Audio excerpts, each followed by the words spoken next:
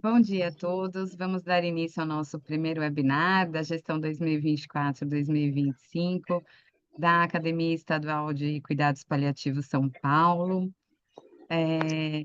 Vamos dar início com o nosso presidente.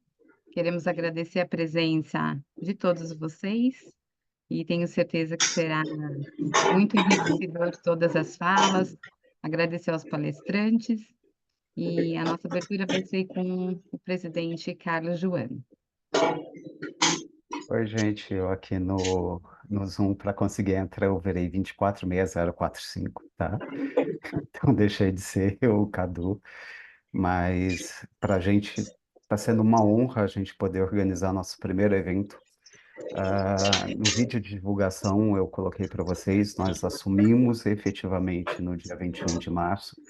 Isso não quer dizer que nós não estávamos trabalhando desde o momento em que nós fomos eleitos no Congresso de 2023. Nós já vimos trabalhando, nos reunindo, pensando nas estratégias que nós estamos organizando para o cuidado, né, dessa nossa gestão. Esse é o nosso time, né? Vocês conheceram, quem estava no Congresso conheceu a nossa chapa, né?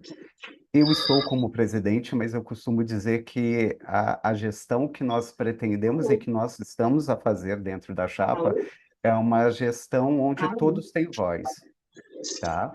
Nicolas é o nosso vice-presidente de equipe multi, o Rodrigo é o nosso vice-presidente médico, Cecília é a nossa tesoureira, Pedro é o nosso secretário, a Rita e a Érica são as coordenadoras científicas, a Débora e a Luciana são as nossas coordenadoras de comunicação. Lúcia, pode passar? Hum?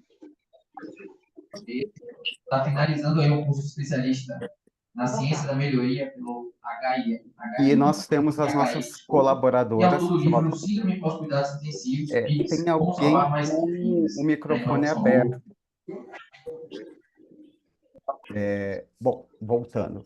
As nossas colaboradoras. Nós temos a Carla Jesus, que é uma enfermeira, a Débora, porque nós não poderíamos deixar os nossos grandes amigos de quatro patas fora disso, veterinária paliativistas, a Mariana Aguiar, que é a nossa assistente social, e a Mariana Sarmete, que é dentista. E a gente se preocupou muito em ter colaboradores que não sejam médicos, porque no cuidado paliativo é muito importante toda essa interação, né? Essa questão de uma equipe transdisciplinar. Pode passar? Agora, tá horrível. Lúcia, pode. Obrigado. E a gente está aqui para conectar. E para isso, nossa primeira conexão tem sido com a nossa entidade Cadu, mãe. Cadu, Oi. só um pouquinho.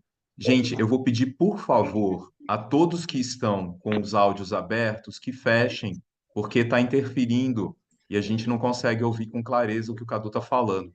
Por favor, quem estiver com o áudio aberto, nesse momento, fechar. Muito obrigado. Bom, Ô, Lu, voltando. você que está como anfitriã, você consegue mutar o microfone de quem está aberto e não está. Essa Djanira Barbosa está com o microfone aberto. Lu, você consegue mutar como anfitriã.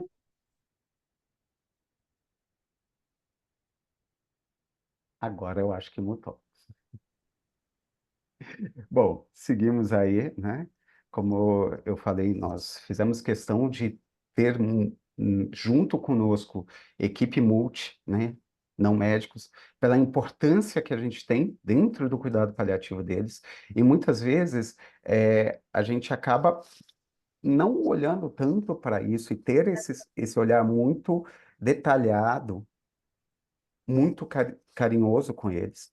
E a gente quer justamente, se vocês se lembram do nome da nossa chapa, nós éramos Conexão Paliativa. E qual é o nosso objetivo? Conectar.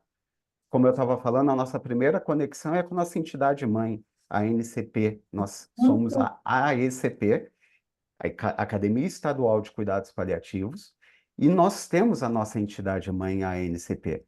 Aqui nós temos alguns membros, né? A Dani falará em nome da ANCP, e essa parceria, né, dentro a ECP São Paulo, a ANCP, como nossa entidade mãe, é muito importante para a gente justamente fazer essa conexão junto com todos os nossos associados, junto com todas as pessoas que têm um interesse em cuidados paliativos, e não só os profissionais, mas a gente tem que lembrar dessas famílias que nós estamos cuidando, conectar elas conosco também, com todo o desenvolvimento do cuidado paliativo. Você pode passar, Lu, por favor? Para o quê? Para todos nós crescermos juntos. Esse é o nosso objetivo. Esse é o objetivo da nossa chapa 2024 e 2025. Fazer o cuidado paliativo crescer no nosso estado, integrar a população, estudantes, profissionais de saúde de todas as áreas, formação e assistência para democratizar os cuidados paliativos. E é para isso que nós estamos aí. Obrigado, gente. Lu? Oi. Desculpa, gente. Admitir todo mundo foi uma tarefa difícil, mas vamos lá. Espera lá. Vamos lá, deixa eu fechar uma apresentação e começar outra.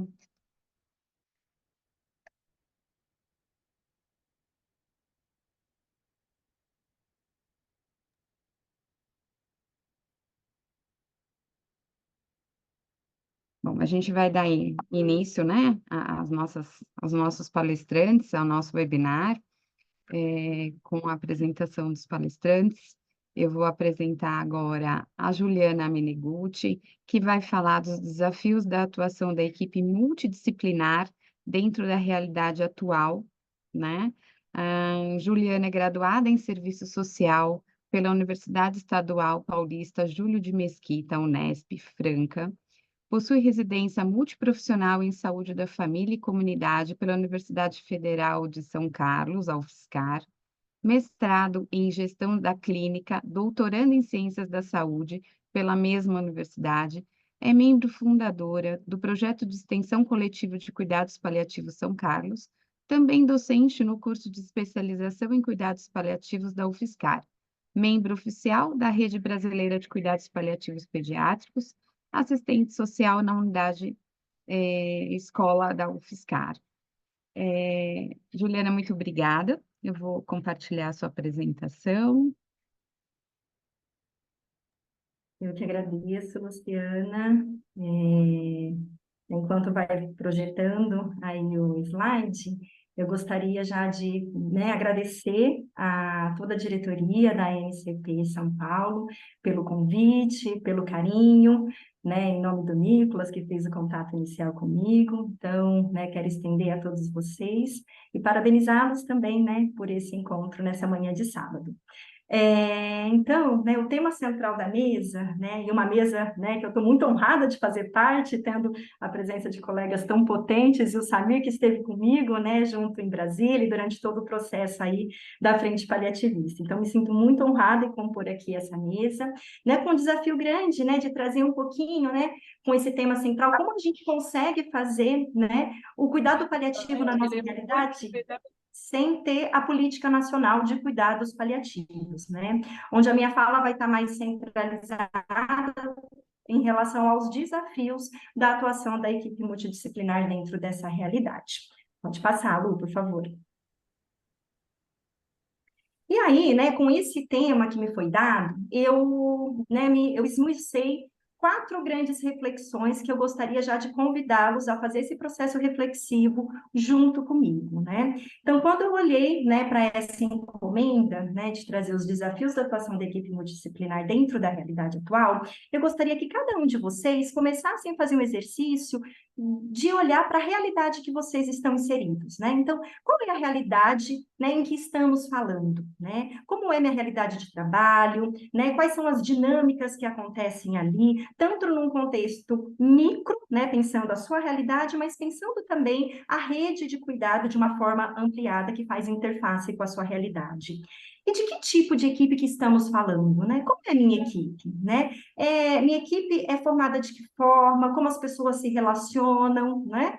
E quais são os desafios que eu enfrento dentro daquele contexto de cuidado, tendo no bojo de atuação o trabalho interprofissional.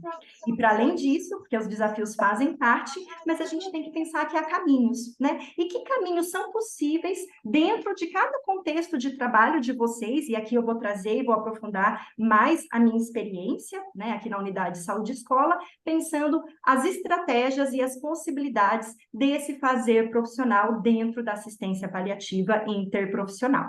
Pode passar, Lu. E, para iniciar, eu gostaria só de fazer uma breve recordação para a gente fazer algumas balizações, vamos dizer assim.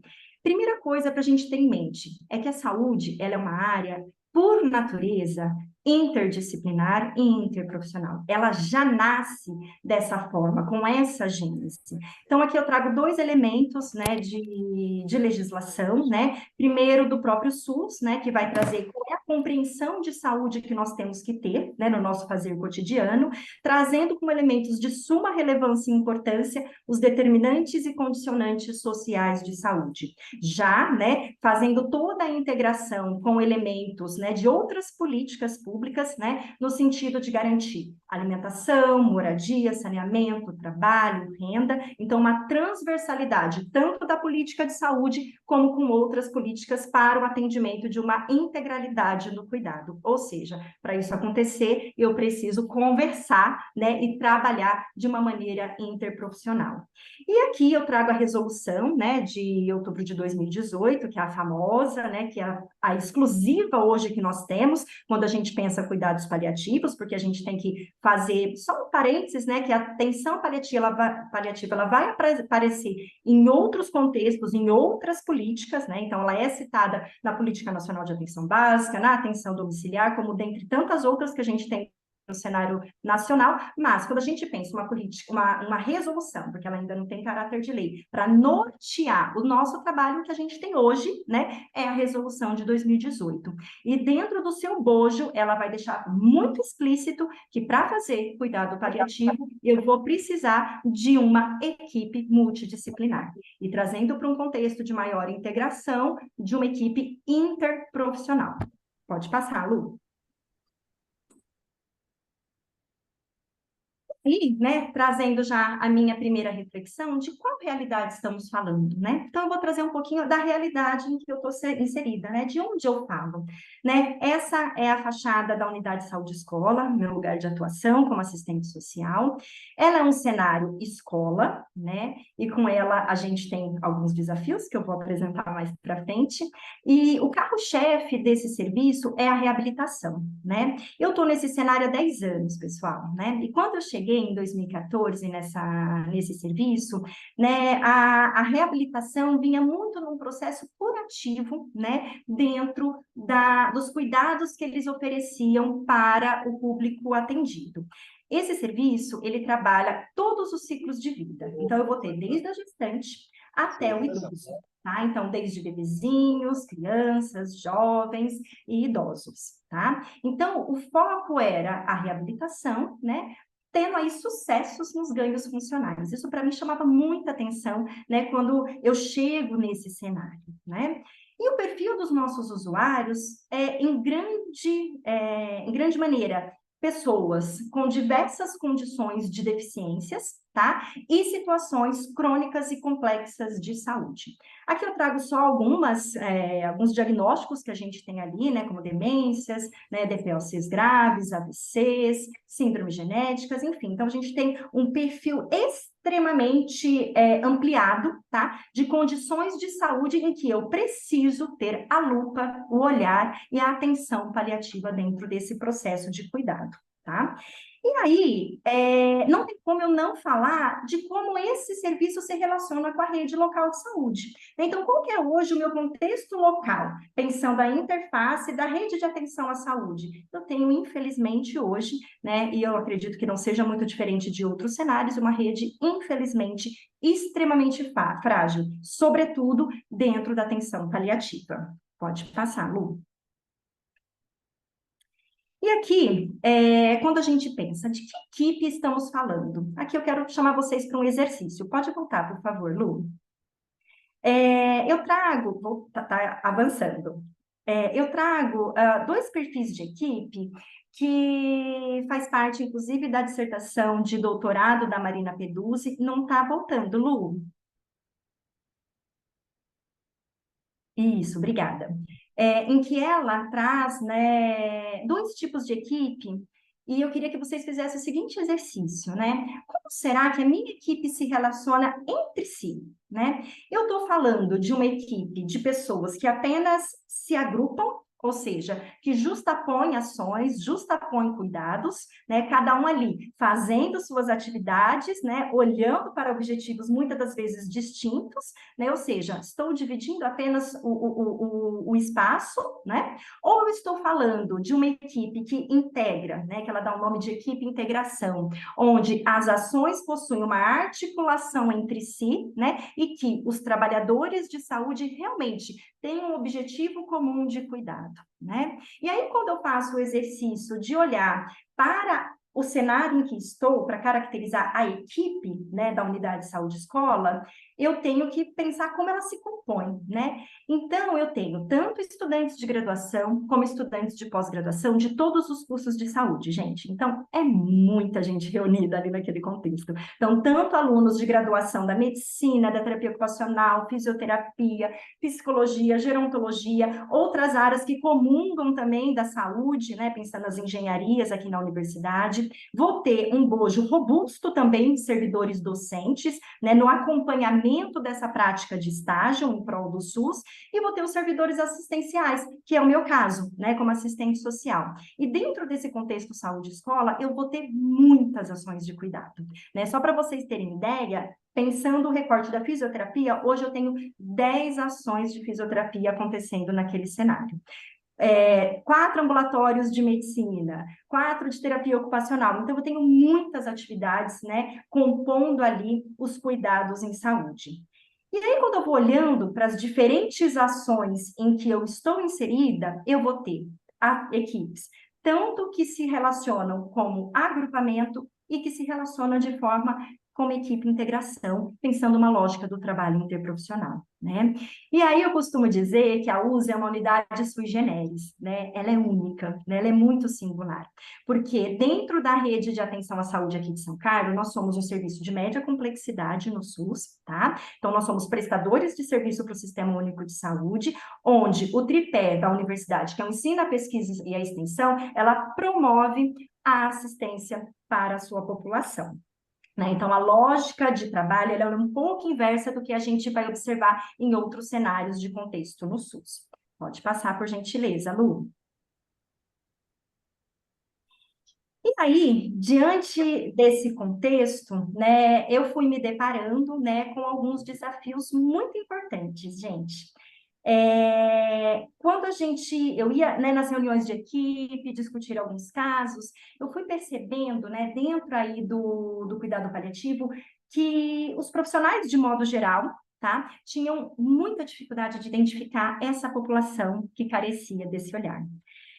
E, para além disso, da identificação, tinha a questão de compreensão, né? O que é o cuidado paliativo dentro desse contexto, dentro da reabilitação, né? Então, muita dificuldade, às vezes, de rever protocolos de cuidado, de rever o planejamento da assistência, de comunicar uma notícia difícil, né? Então, trazia muito essa questão do reabilitar a qualquer custo e sem olhar, né, com o cuidado e com a lupa, né, do cuidado paliativo no enfrentamento e no cuidado de um manejo de dor, né, de um cuidado mais balizado dentro da necessidade, do que aquela condição de saúde nos colocava ali para aquela equipe, né, pensando a qualidade de vida, né, e revendo que ganho é esse que a gente quer tanto, né? Faz sentido alguns processos de reabilitação dentro dessa realidade, dentro daquela família, para aquela pessoa que está sendo cuidada por nós?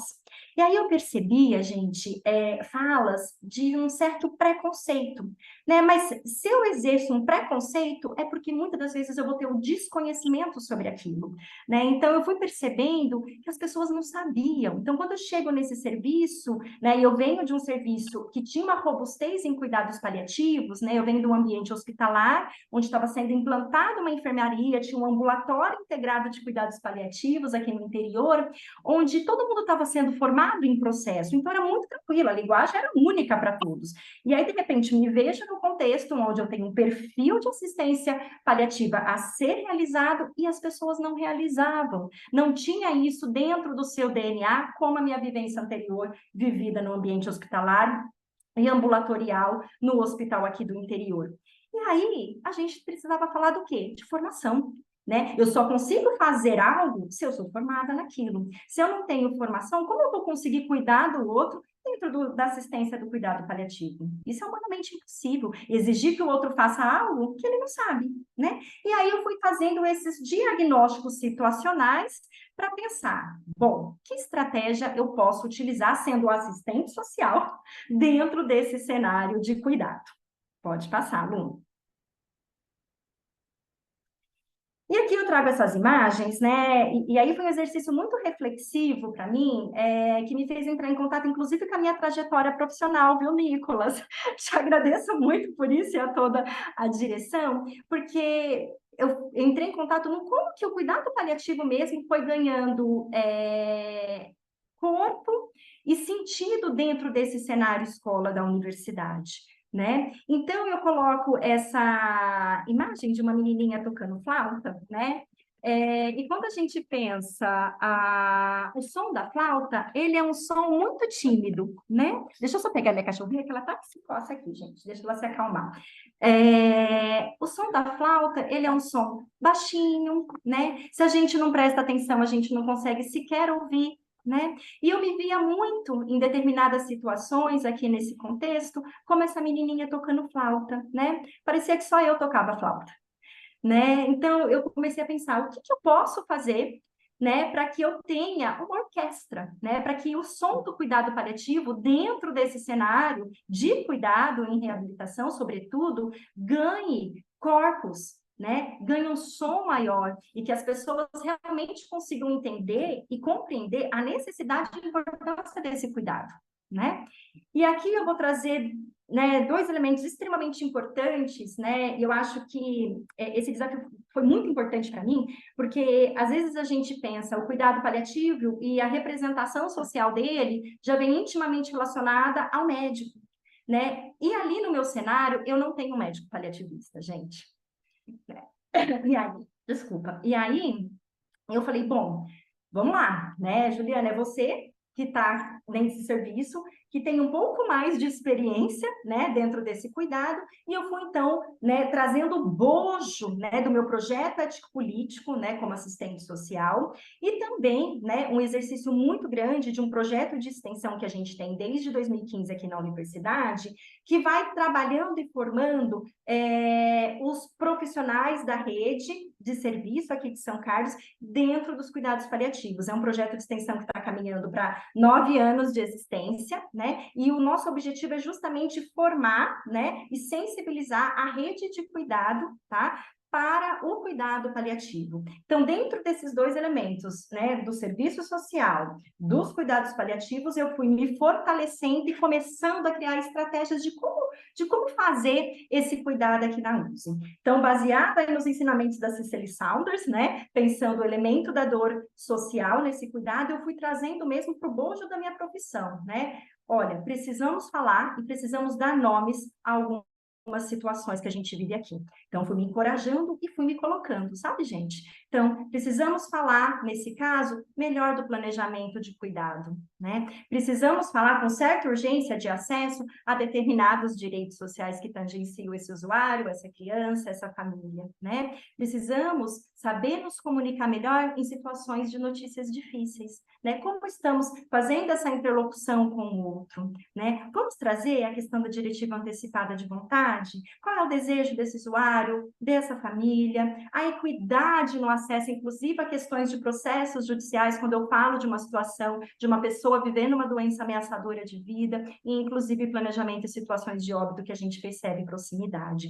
Então, diante desses elementos em que... Pode voltar, Lu, por gentileza? Então, diante de todos esses elementos do serviço social, que tangenciam principalmente o nosso bojo, dentro do cuidado paliativo, eu fui trabalhando práticas interprofissionais e colaborativas com vários colegas ali dentro, né? Então, dentro de discussões, a gente foi trazendo esses elementos, matriciando, trazendo a ótica do serviço social, né? Fazendo essa interface com os cuidados paliativos, e a gente hoje tem aí 2 projetos interessantes ali no serviço, pensando a reabilitação em cuidado paliativo pediátrico e a extensão, né, de matriciamento em cuidados paliativos, perfazendo aí várias ações dentro da unidade de saúde escola.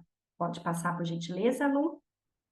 E aí, com isso, a gente chega num ponto de pensar quais são os caminhos possíveis e que elementos que eu tenho hoje, sem ter a Política Nacional de Cuidados Paliativos, para fazer um trabalho em equipe, né, tendo aí o pano de fundo esse cuidado, né? E aqui eu gostaria de fazer um destaque, gente, que a gente não tem hoje a Política Nacional, né, que tá para sair, né, ela tá aí no forninho, né, acredito que Samir vai trazer aí novidades para a gente, mas a gente tem outras políticas indutoras que nos favorecem nesse processo, né? Então, a gente tem algumas diretrizes dentro da política de humanização, né? Da educação permanente e saúde. E aí, que elementos que eu posso utilizar para sensibilizar e mostrar para a equipe a importância do fazer coletivo, tendo, né, o bojo, esse cuidado assistencial, né? E aqui eu queria te fazer um destaque, gente, de ambientes que são extremamente enriquecedores para a gente mudar o modo operante dessa equipe e trazer o elemento do cuidado paliativo, né, dentro dos nossos contextos. Discussões de caso e planejamento terapêutico singular, que são os planejamentos de cuidado, né?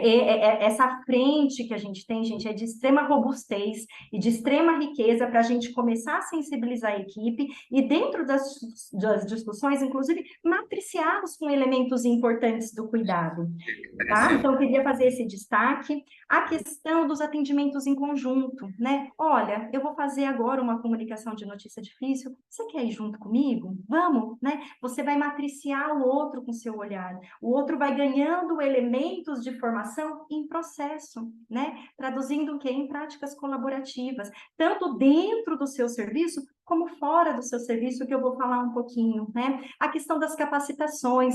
Hoje, ali na USE, muitos colegas, né, docentes falam, Ju, você pode participar aqui de uma aula, né? Você pode trazer um pouquinho, né, do que é o cuidado paliativo, como que a gente pode fazer isso? Então, hoje, esse processo, né, de construção tem ganhado uma organicidade muito bacana. Foi do dia para a noite? Não foi, gente, né? Eu estou falando de uma mudança cultural dentro desse cenário que eu tenho visto, de fato, diferenças e as pessoas nomearem, né, essas que têm trabalhado mais fortemente com esse perfil populacional no serviço, há um contexto histórico de uns 5 anos, né? Os 5 anos anteriores era muito difícil. Teve situação de pessoas falarem, não, Ju, eu discordo. Eu falei, mas por que você discorda? Vamos conversar. Olha isso, essa doença, ela ameaça a vida. Ou é uma doença, né, que ela não tem cura, né? E que ela vai trazendo marcas e perdas funcionais para essa família. Eles têm noção disso? Nós precisamos nos planejar e planejá-los diante disso, né? É um pecado, é desumano eu saber isso e não falar para o outro, né? Então, foram várias reflexões importantes, onde tem feito mudar o status quo de funcionamento em muitos processos de cuidado, né?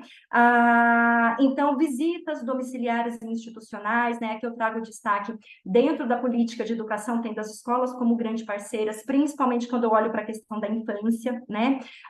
Então, de mostrar para eles, olha, essa condição de saúde demanda isso de vocês, quais são as dúvidas, e assim, essa sensibilidade de querer entender e querer promover uma inclusão real dessas crianças dentro dos seus cenários de convívio.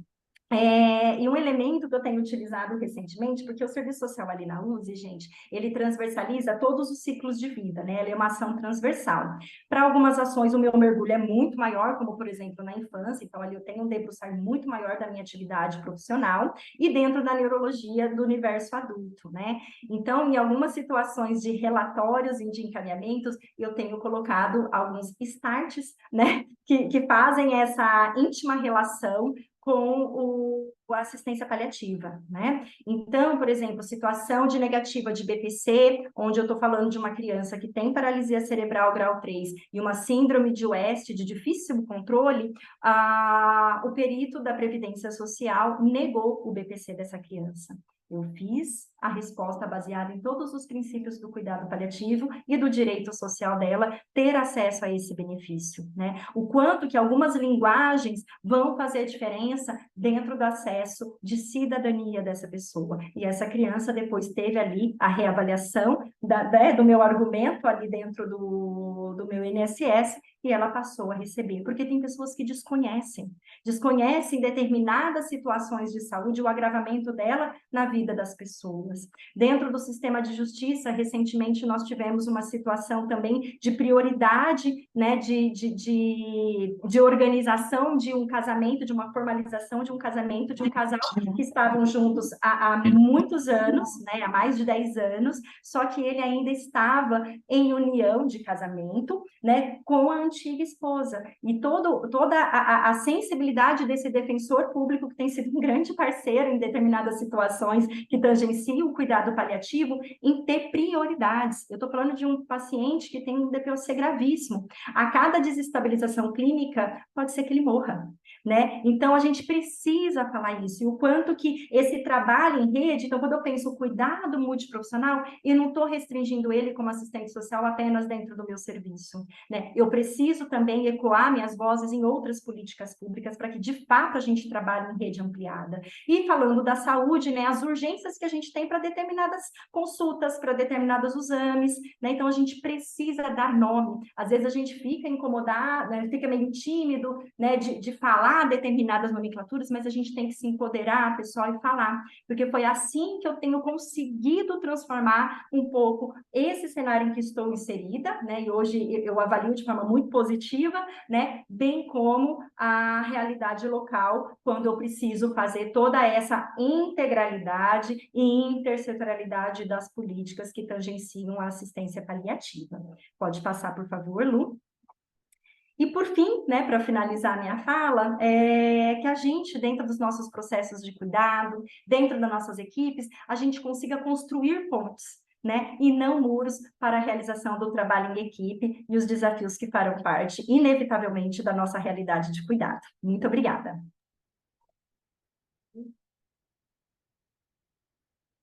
Muito obrigada, Juliana, pela excelente explanação. Foi muito rico, enriqueceu muito, aprendi bastante, entendi como funciona o contexto e espero que todos aqui presentes Ai, Isaac, me dá um segundo. também. Para de falando. Só um minutinho, deixa eu mutar as pessoas. Bom, vamos seguindo com as nossas apresentações. Agora a gente vai seguir com a apresentação de comunidades compassivas. A palestrante é a Liz do time da Heliópolis Compassiva, a qual eu tenho a honra de fazer parte. Então, eu vou apresentar ela.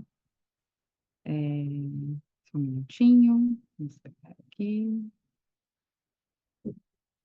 A Liz é médica de família e comunidade pela Unicamp e pela Unifesp, área de atuação em cuidados paliativos pela AMB, médica da equipe multidisciplinar da atenção domiciliar EMAD, Vila das Mercedes, na cidade de São Paulo, e preceptora de residência da Medicina de Família e Comunidade da Unifesp. Liz, obrigada pelo aceite. Vou compartilhar a sua apresentação. Bom, gente, bom dia para todos que estão aqui nesse webinar. Quero agradecer muito o convite para poder participar junto com vocês nessa manhã e falar um pouquinho sobre comunidades compassivas. Gostaria de agradecer a toda a diretoria da NCP São Paulo, em especial em nome da Luciana, que fez o convite, e da Mari também, que compõe aí a diretoria e que são voluntários lá da Heliópolis Compassiva. Então, a gente tem esse privilégio de contar com essas duas voluntárias profissionais de cuidado paliativo tão especiais. Bom, eu vim aqui trazer um pouquinho sobre a discussão e dar esse olhar da comunidade compassiva dentro desse tema, né, da Política Nacional de Cuidado Paliativo aqui no Brasil. Como que a comunidade compassiva pode contribuir para ajudar a levar o cuidado paliativo para quem mais precisa em áreas de vulnerabilidade. Pode passar, Lu. Pode passar. Pode passar mais uma. Então, vamos falar um pouquinho sobre comunidades compassivas e eu vou começar trazendo o conceito de comunidade compassiva, o conceito da Public Health Palliative Care International, que é uma entidade internacional que visa ajudar os países no mundo inteiro, né, a estruturar seus serviços de cuidado paliativo. E essa entidade tem divulgado bastante sobre comunidades compassivas, né, nos últimos tempos. E para essa entidade, a comunidade compassiva é uma parte essencial das abordagens de saúde pública para os cuidados paliativos e cuidados de fim de vida e de luto, né? Esse conceito de comunidade compassiva, ele nasceu lá em 2000 e foi trazido pelo professor Alan para destacar o poder das comunidades no cuidado de pessoas em fim de vida, no cuidado das suas famílias e dos cuidadores, através de experiências comunitárias de adoecimento, de morte, de cuidado e luto. Pode passar.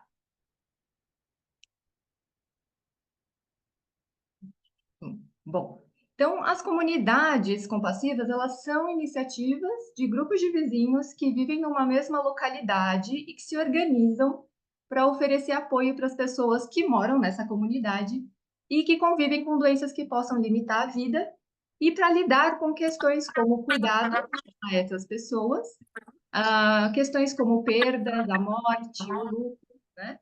E, frequentemente, as comunidades compassivas são apoiadas por profissionais de saúde que têm formação em cuidado paliativo. É muito importante esse conceito de cuidado de comunidade compassiva como um projeto, uma iniciativa voluntária. Então, os ativistas das comunidades compassivas são cidadãos comuns que moram nessas localidades, nessas vizinhanças e aqui no Brasil, nas favelas, né? Que trabalham de forma voluntária em parceria com organizações de saúde ou de serviços sociais, em uma relação de cooperação para apoiar as pessoas que vivem na própria comunidade, no seu bairro. Pode passar, Lu.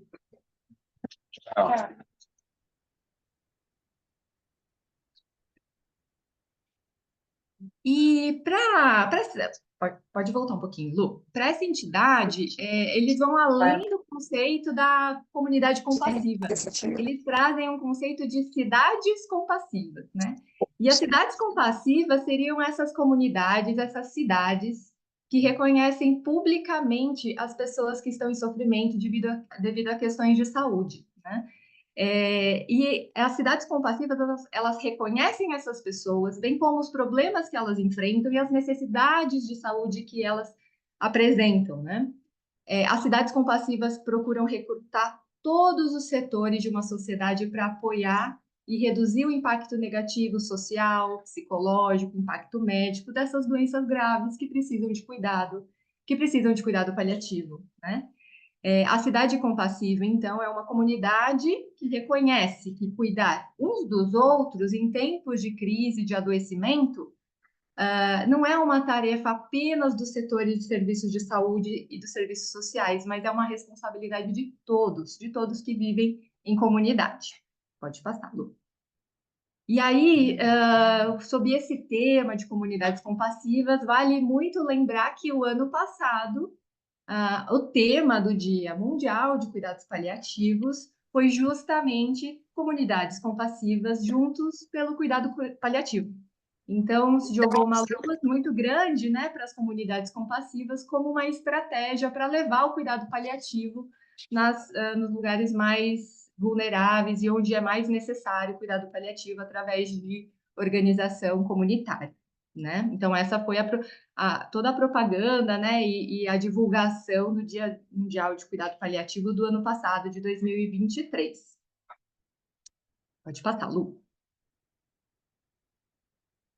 E como é que se organiza, né, uma comunidade compassiva? Então, é uma organização voluntária que precisa necessariamente do envolvimento da comunidade local. Então, sem os moradores locais, sem os voluntários locais, a gente não tem uma comunidade compassiva, né? Então, a gente precisa dos moradores locais que se unem a voluntários profissionais com conhecimento em cuidado paliativo e voluntários apoiadores que vão apoiar o projeto de diversas formas, né? Através de doações, de financiamento, né? Para gerar um autocuidado comunitário contínuo, né? E para além disso, uma comunidade compassiva ela deve estreitar os laços com a rede de atenção à saúde local, porque a comunidade compassiva não substitui a rede de atenção à saúde, ela deve fazer parceria, né, com a rede local de saúde, além de fazer parceria também com as entidades que já existem naquela comunidade, isso é muito importante, e também parceria com as universidades, para que a gente possa gerar ali um local também de incentivo, de conhecimento, de produção científica, etc. Pode passar, Lu.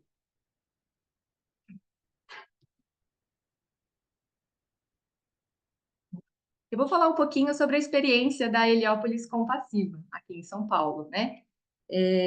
Bom, a Heliópolis Compassiva começou a ser pensada lá em meados de 2022, né? Foi lá o início que a gente começou a pensar nessa possibilidade de trazer o modelo da comunidade compassiva aqui para São Paulo.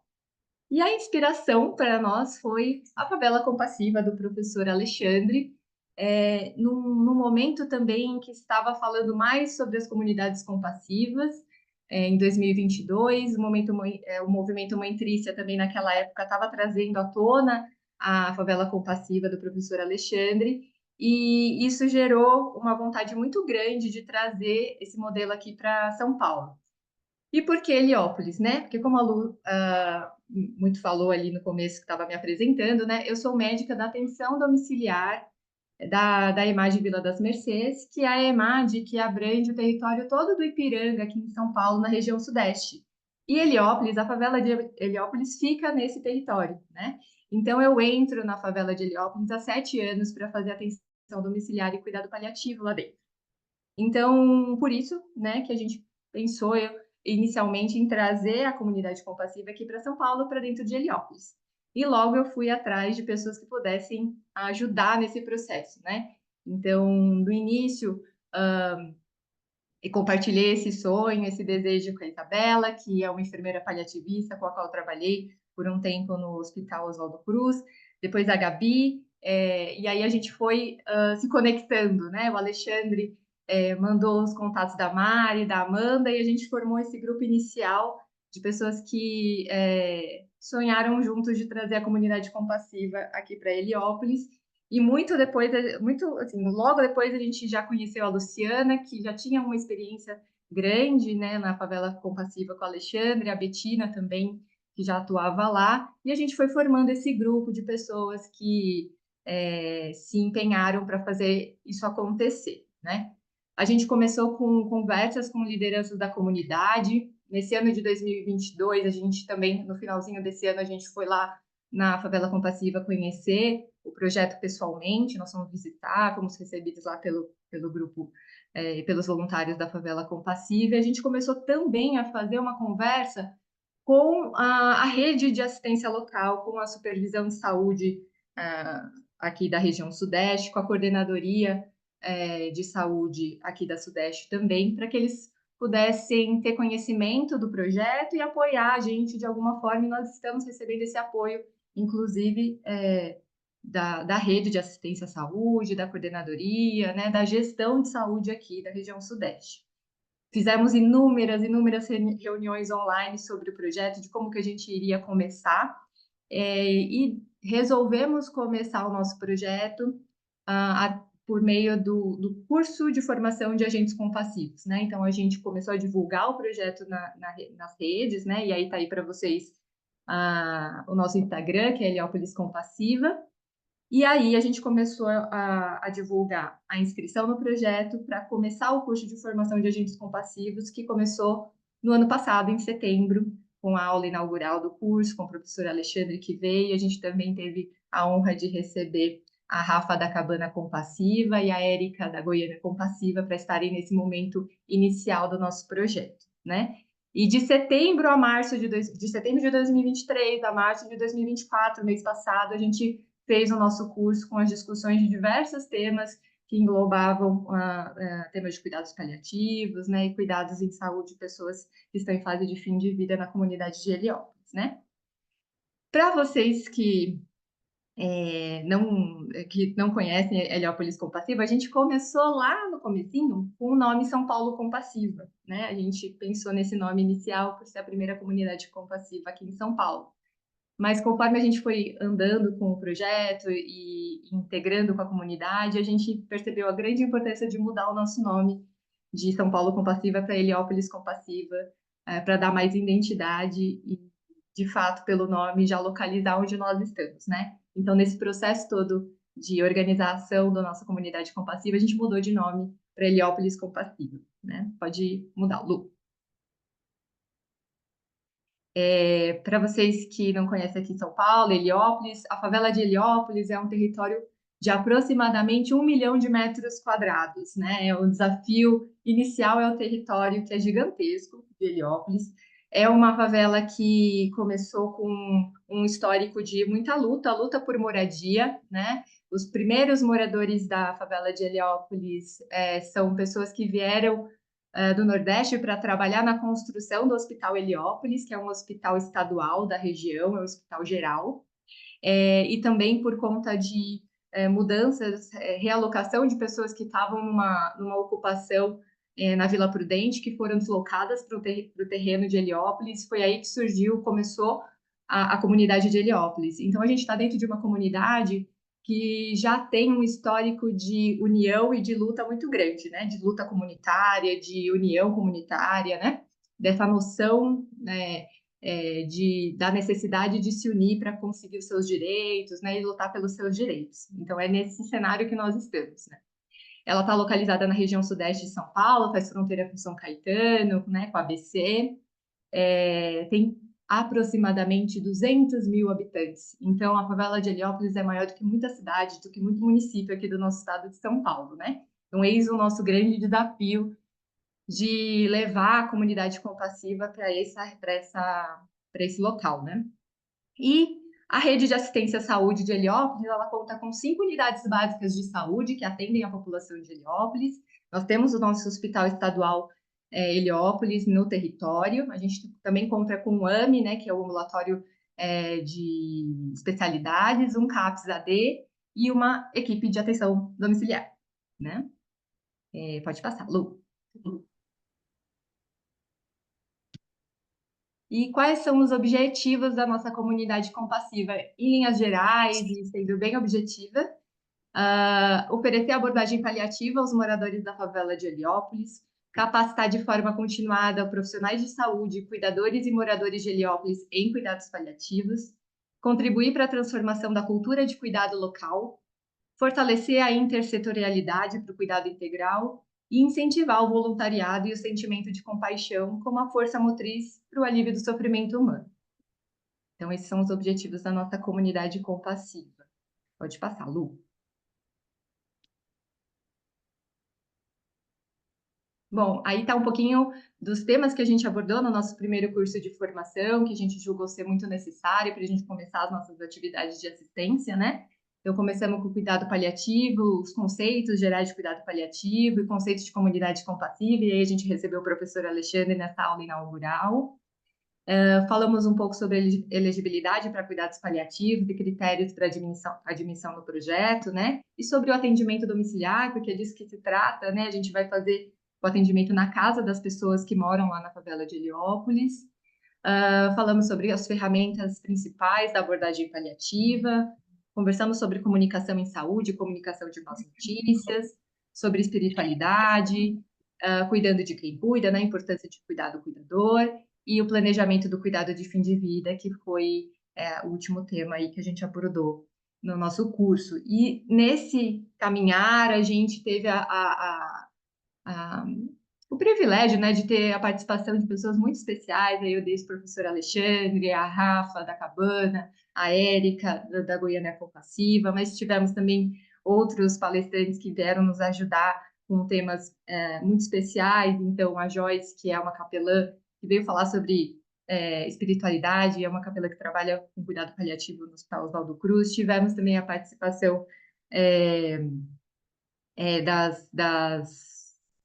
das meninas do Descoisando. Quem não conhece Descoisando, que é um projeto muito lindo de arte, de teatro, que traz essa conversa sobre morte de uma forma muito leve, descoisando mesmo temas muito difíceis, como a morte, o luto, etc. E elas vieram participar também do nosso curso de formação, então foi muito especial, né?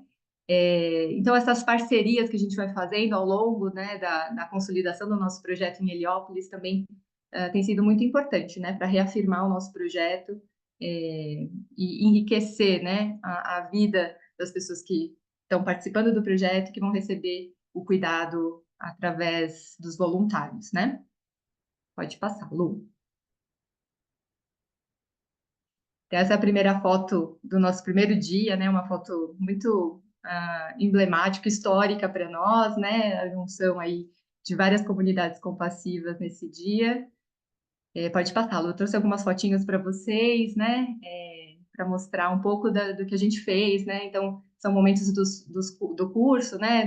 Dos encontros que a gente fez, as atividades com os voluntários. Pode passar, Lu. E aí também, né, esses momentos de troca, né, de experiências. Pode passar, Lu. A gente começou na Heliópolis Compassiva os atendimentos. Na verdade, a gente gostaria de ter terminado, né, o curso e aí iniciar os atendimentos, mas a necessidade, ela sempre se impõe, né? E aí, no começo desse ano, surgiu a necessidade muito grande da gente fazer uma assistência a um paciente que foi trazido para nós, e aí a gente se organizou para começar a fazer esse atendimento, né? Então, o primeiro paciente que a gente teve na Heliópolis Compassiva foi em janeiro desse ano, né? Começamos a fazer o atendimento desse paciente antes mesmo de terminar o curso.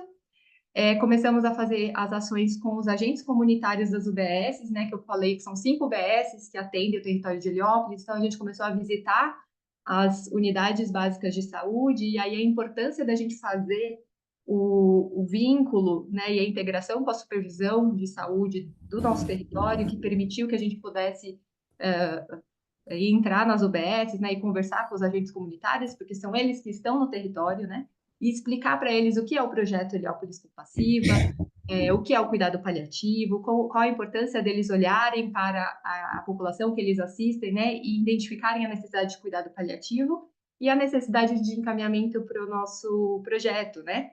Então, nós fizemos conversas com agentes comunitários do território, e dessas conversas também surgiu uma necessidade ali de fazer um encontro com agentes comunitários de uma determinada UBS para poder acolher um pouquinho as angústias deles como cuidadores, né? Como pessoas que oferecem cuidado.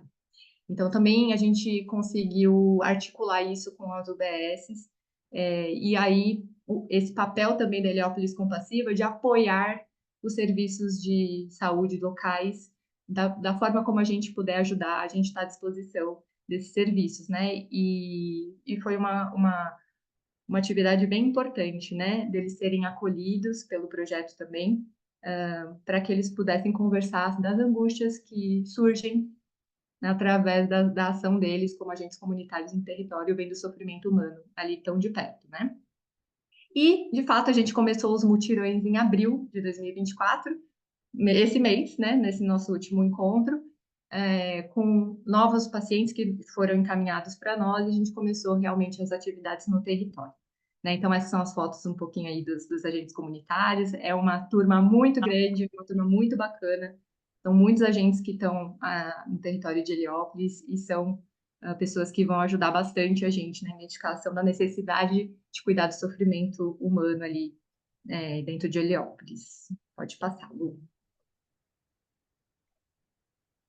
Essa foi a ação que a gente fez lá na UBS Delamare, com os agentes comunitários de Delamare, e depois que a gente foi lá falar do projeto, eles vieram com essa necessidade de poder conversar um pouco sobre né, o sofrimento que eles têm em relação a cuidar de pessoas em cuidados paliativos, e aí a nossa voluntária Amanda, que é psicóloga, paliativista, foi lá junto com a Betina, também é voluntária do nosso projeto, para fazer essa conversa, esse acolhimento, né? Essa escuta e esse cuidando de quem cuida ali com os agentes comunitários da UBS Delamare.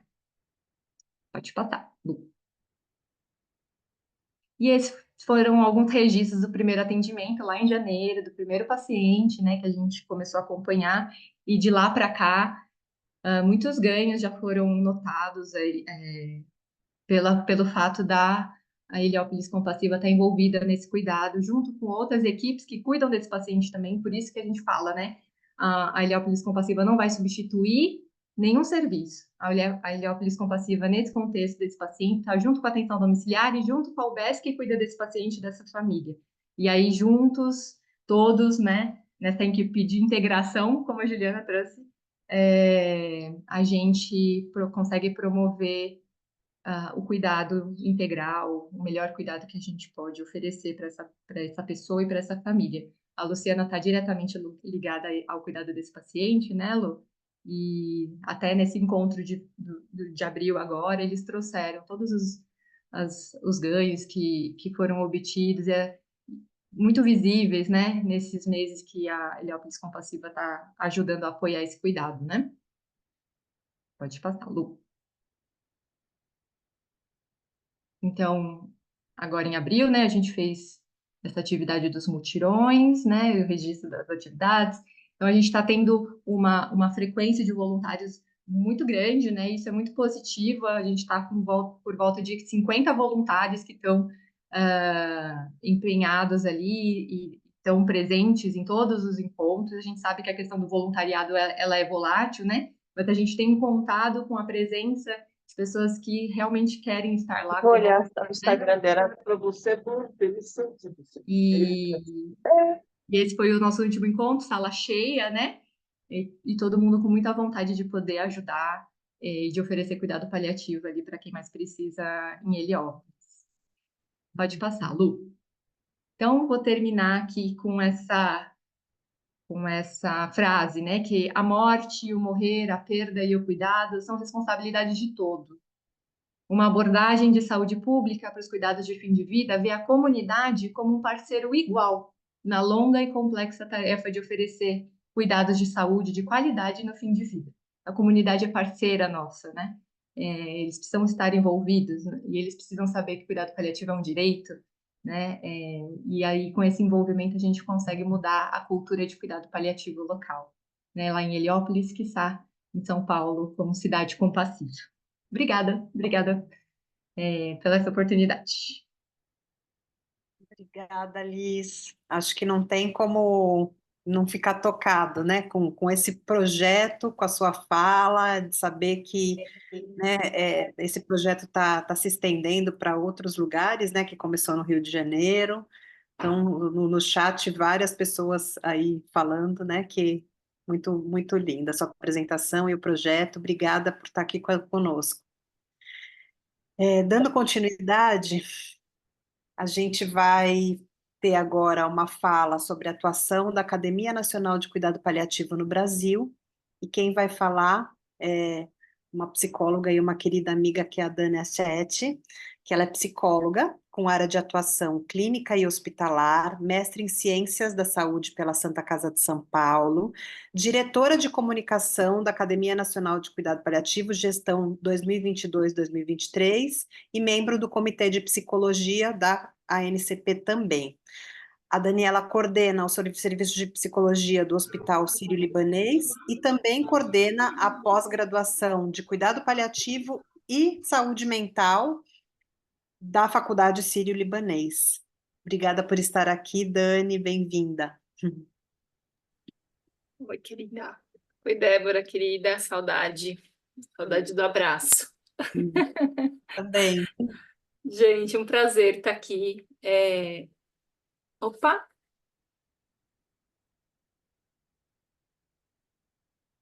Ai, eu quase levei aqui um susto, gente, porque eu acho que a versão que eu mandei para a Lu salva não salvou a primeira a apresentação, mas está tudo bem, acho que foi só isso.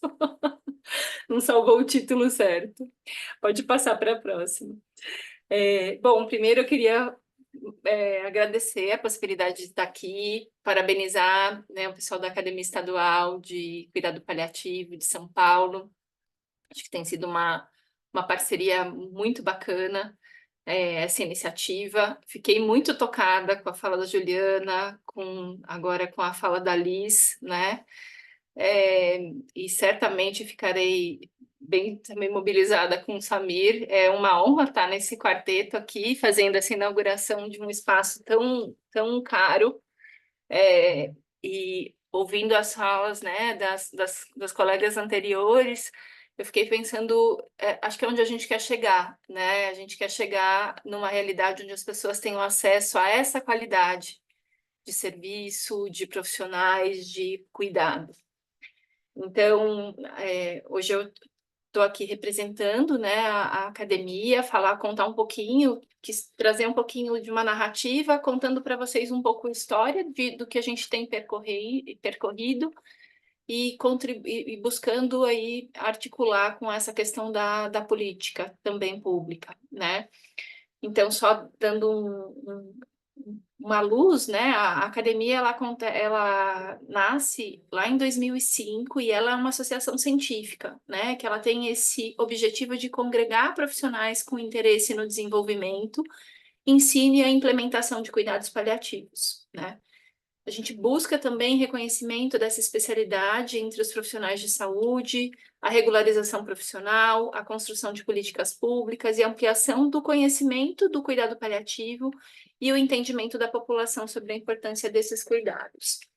Busca também essa parceria com instituições públicas e privadas, governamentais, nacionais e internacionais, e as entidades de classe e associações de apoio a pacientes e familiares. Então, acho que a gente tem aí um guarda-chuva de ações, né, como a entidade que representa o cuidado paliativo no Brasil, e acho que vem sendo isso com parcerias muito ricas, né?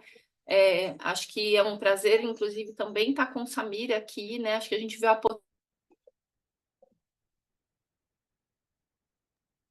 Dani, você mutou, sem querer. Eu não mutei, acho que a host me mutou. Acho que ela, quando multa todo mundo, me multa, mas tá tudo certo. Voltei? Desculpa, Dani, desculpa. É Tá que o tudo pessoal bem. entra. Desculpa. Eu acho que tá todo mundo nos perdoando, porque ninguém, apesar eu estar como diretora de comunicação, eu não sou, não tenho nada a ver com a área de comunicação. Então, estamos todas bem, né, Lu? Tamo. Vamos seguindo. Vai dar tudo certo. Então, eu não sei que hora que cortou. Foi bem pouquinho, Dani, bem pouquinho. Então tá bom. Então eu continuo aqui. Bom, Lu, você pode passar? Essa, então, aqui é a diretoria atual, né? Gestão 22 a 24. O Rodrigo Castilho, que é nosso atual presidente, é médico. A Carol, de BH, que é vice-médica também. A Thaís TO, que é a vice-presidente multi. Acho que isso é uma característica que vale, né? Nas últimas duas gestões, houve uma mudança a partir da penúltima gestão, houve uma mudança de estatuto, a composição da equipe, da diretoria nacional é uma composição multiprofissional.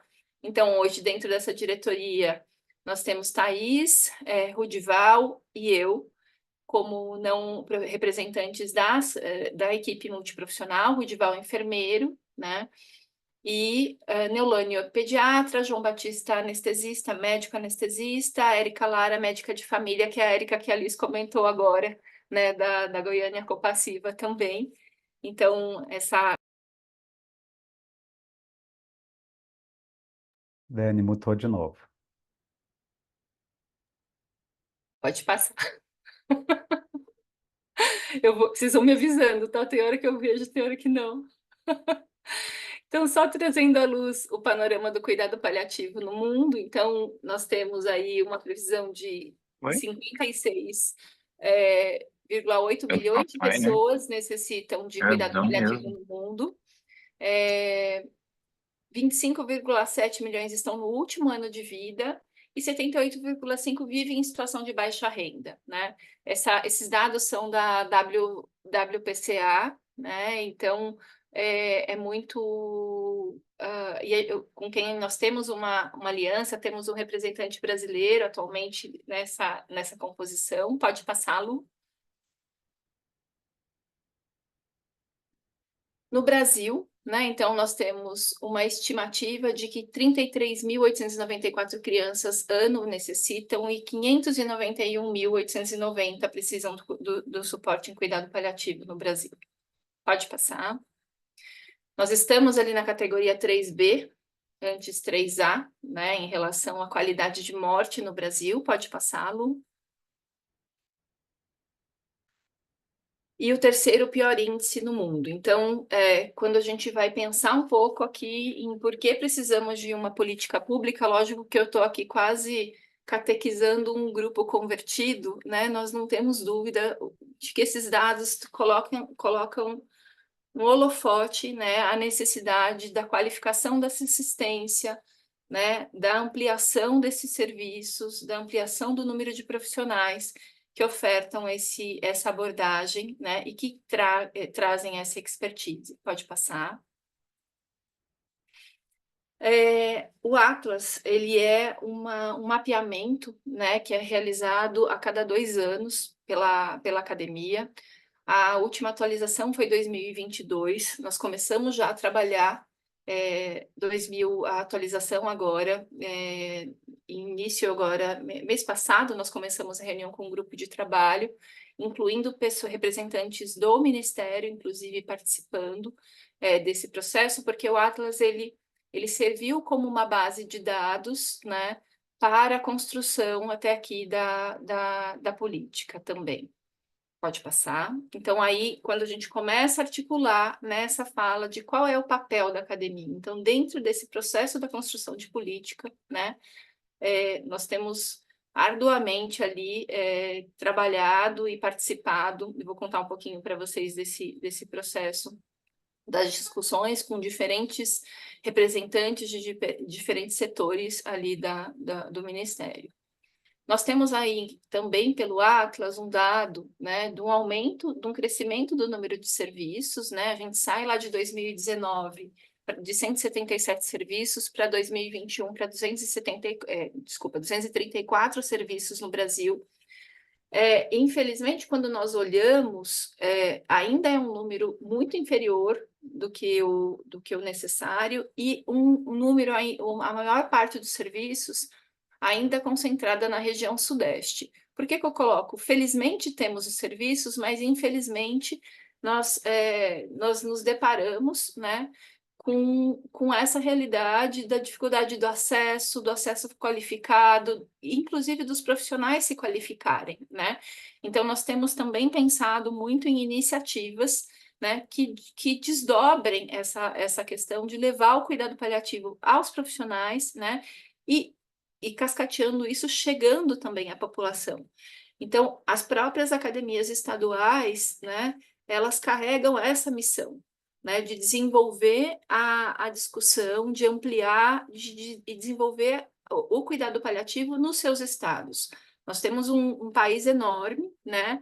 É muito difícil a gente ter uma abrangência e a gente entende que as estaduais, elas vão cumprindo essa missão. Atualmente nós temos, né, formalizadas, então, a Estadual São Paulo, Rio de Janeiro, o Distrito Federal, Rio Grande do Sul, e agora em maio a gente formaliza, vai acontecer a Assembleia para se formalizar em Minas Gerais. Paralelo a isso, a gente tem corrido com outras iniciativas, né, com um cronograma aqui para esse ano, de em regiões onde a gente não tem uma previsão de ampliação de estaduais, que a gente tenha ações da diretoria nacional voltada para eventos e para capacitação em loco, né? Nós temos aí previsão até o final do ano de uma ampliação de pelo menos mais 4 ou 5 estaduais, bom, que vem sendo conduzidas. A gente tem aqui uma distribuição, né? Esses dados estão no Atlas, né? Eu não vou me aprofundar. O Atlas ele está à disposição no site da NCP, todos podem baixar, ele está disponível, é um conteúdo, né, que fica ali para consulta pública. Pode passar. E aí nós temos uma outra atuação, né, também muito importante, voltada para essa questão da formação e da especialidade, né? Então, nós temos hoje o reconhecimento como área de atuação na medicina, na terapia ocupacional, na fisioterapia e na fonoaudiologia, e o reconhecimento da especialidade na área de enfermagem e de nutrição. Também uma discussão, e a academia vem fazendo uma grande articulação para que a área de medicina, né, se torne especialidade. Isso já é o contato com tanto a AMB quanto com gente, me deu um branco do órgão, né, eu estou com os conselhos regionais, com o Conselho Federal de Medicina. E, paralelamente, essas áreas que ainda têm área de atuação ou que não tem nem a área de atuação, como é a área da psicologia, a Débora está aqui, ela sabe o quanto a gente discute isso há muitos anos, né? E outros colegas psicólogos que estão aqui, que eu também não estou vendo, também acompanham essa discussão. A gente tem feito um movimento ativo, né, de aproximação e articulação com os conselhos, porque a gente entende que, à medida que a gente consiga, e estamos aqui todos na contagem regressiva, né, para a publicação da política, a gente precisa de profissionais que sejam capacitados ou que tenham a expertise para capacitar os profissionais das equipes que serão estruturadas. Pode passar. Acho que conquistas e trazendo um pouco também essa questão da nossa missão com o desenvolvimento de conhecimento, né, e compartilhamento de conhecimento. Nós temos a revista, né, da NCP, a Latin American Journal of Palliative Care, que é um periódico oficial de publicação científica, é o único periódico da América Latina, que é destinado à divulgação de pesquisas nacionais e internacionais na área de cuidado paliativo. Então, fica aqui o convite também para consultarem, para encaminharem os trabalhos. Acho que a gente vem buscando trazer mais e acaba sendo um grande espaço para que a gente conheça, inclusive, os trabalhos que são riquíssimos que estão acontecendo pelo Brasil. Cada troca que a gente tem, cada reunião, cada congresso, cada encontro com pessoas de diferentes estados, a gente conhece trabalhos belíssimos, né? E acho que a gente quer conhecer cada vez mais essa área. Pode passar. Pode passar mais um. Aqui, trazendo um resumo, muito resuminho, assim, né, de algumas ações aqui que foram feitas em 2023, né? Então, o projeto educacional sobre dor em cuidados paliativos, que foi uma cadeia de aulas voltada para o tema de dor total, a participação no lançamento da Frente Parlamentar de Cuidados Paliativos no Distrito Federal, a realização do primeiro encontro de comunidades compassivas, parceria do documentário Quantos Dias, Quantas Noites, a participação de reuniões com o Ministério da Saúde, CONAS, CONASEMS, sobre planejamento das políticas públicas em cuidados paliativos, a realização dos nossos estaduais no Rio Grande do Sul, no Congresso Paulista, adulto, e paulista também adulto, pediátrico, em Minas também, o apoio à Sotamig, que agora a gente está fazendo essa junção, Sotamig, a NCP, a ECP, Academia Estadual de Cuidado Paliativo, e a realização da prova de título de especialista em enfermagem de cuidados paliativos, que aconteceu no Congresso Paulista. Aqui alguns momentos, né, desses encontros. Aqui, né, o último Congresso Paulista, que é o ano que vem está com a missão com a turma que aqui assumiu e que vocês estão conhecendo. O evento da comunidade, o encontro de comunidades compassivas, evento em Natal, Rio Grande do Sul, pode passar. Aqui, esse ano, nós tivemos o privilégio de representar, né, também a Academia Nacional participar do Congresso Latino-Americano, que aconteceu em Cartagena. Então, essa foto na escada é a cúpula de presidentes de associações de cuidados paliativos da América Latina. Aqui tem uma foto com uma caravaninha de membros de comitê, associados que a gente foi juntando. O Comitê de Psicologia participou, né, com um pré-congresso, com falas ali também durante o evento. Aqui o Cadu e o Pedro, que estavam lá conosco, representando a Estadual São Paulo. Então, um prazer estar com vocês. Samira não estava com a foto da apresentação que vocês fizeram, que foi incrível, apresentando o trabalho da Frente Popular, que foi um trabalho belíssimo e também apresentado lá durante o evento. Não tinha aqui, bem que eu procurei.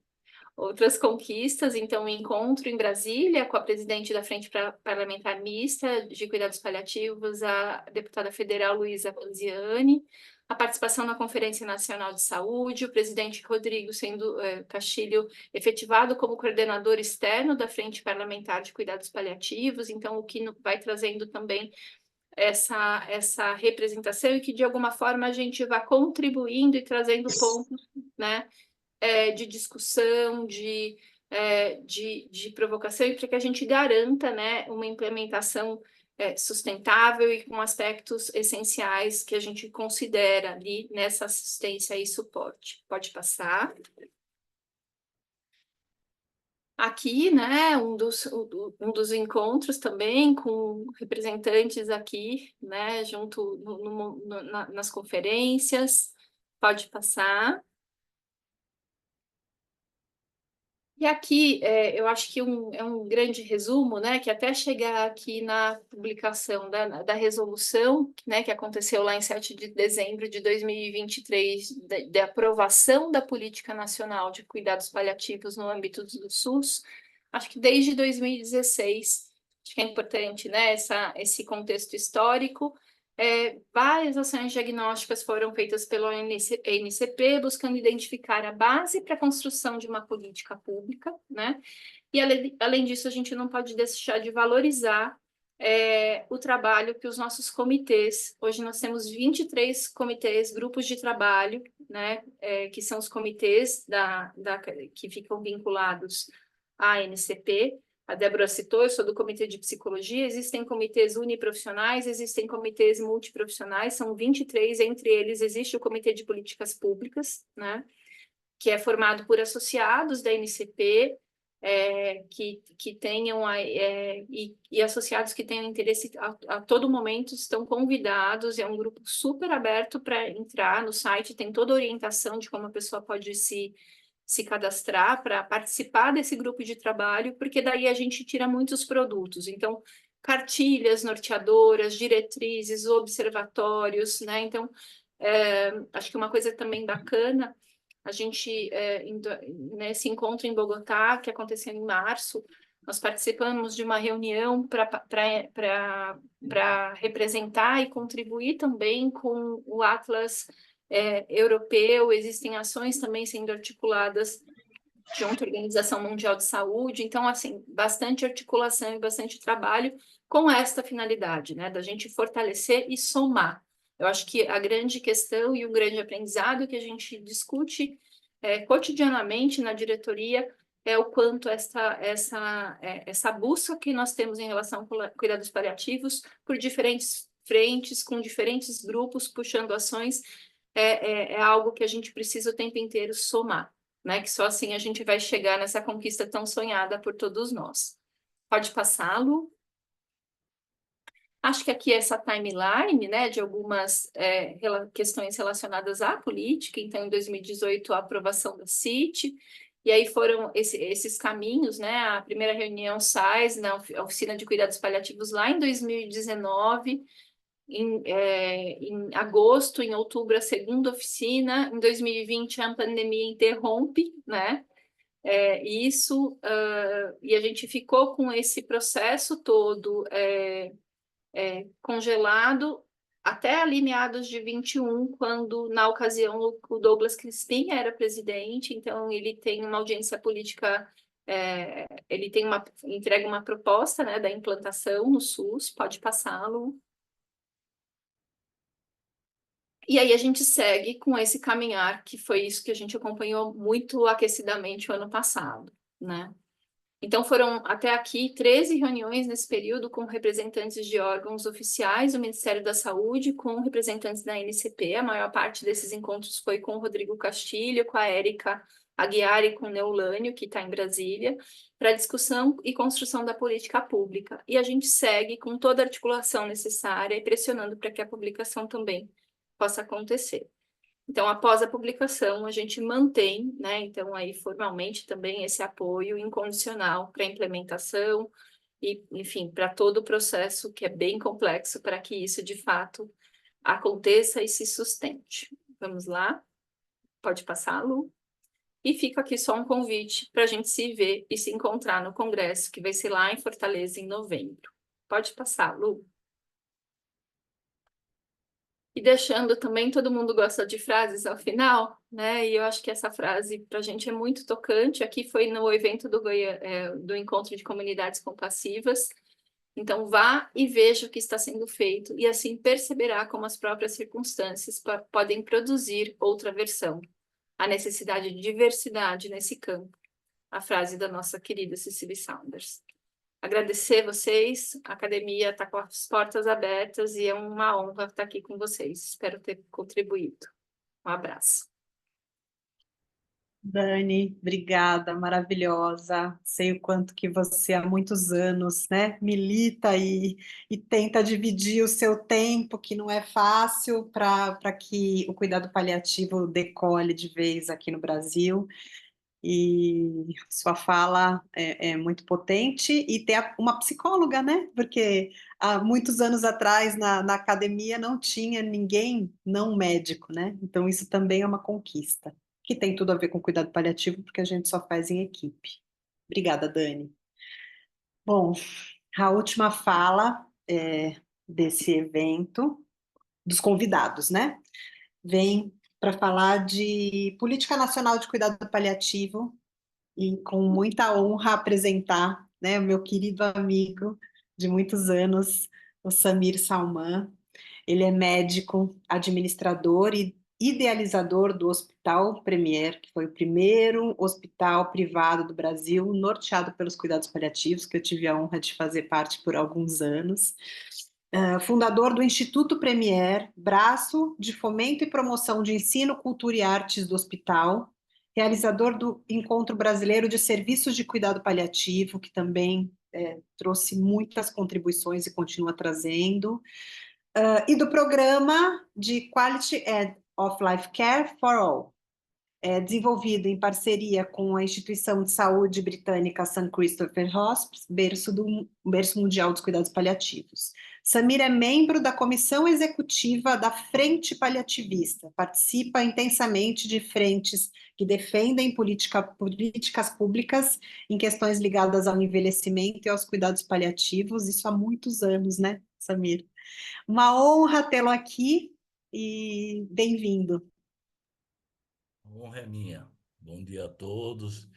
Quero, em nome do Cadu, cumprimentar toda a diretoria da NCP São Paulo, a AECP de São Paulo, né?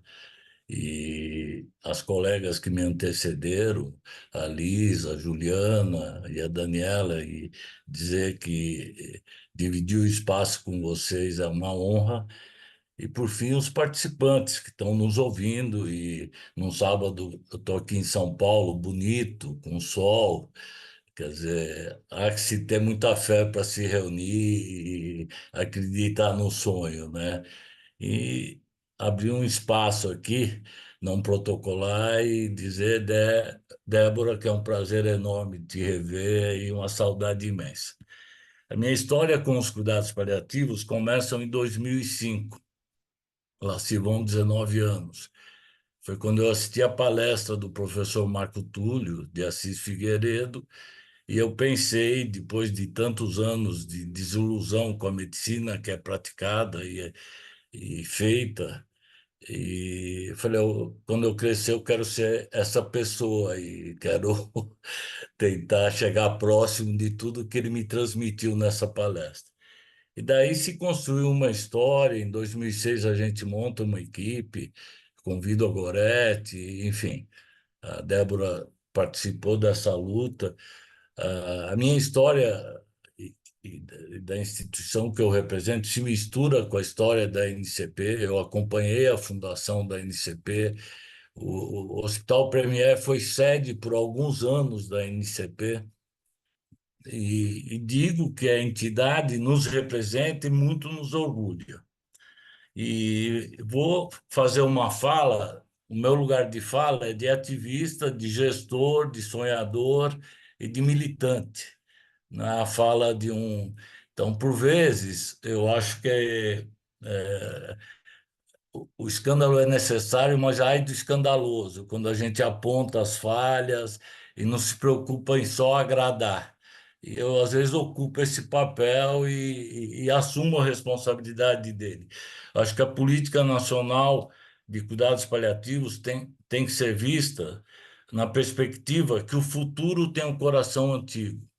A gente tem uma retrospectiva histórica para a gente ter chego a essa condição no Sistema Único de Saúde, e essa história começa em 2002, quando o Programa de Assistência à Dor e Cuidados Paliativos entra no SUS.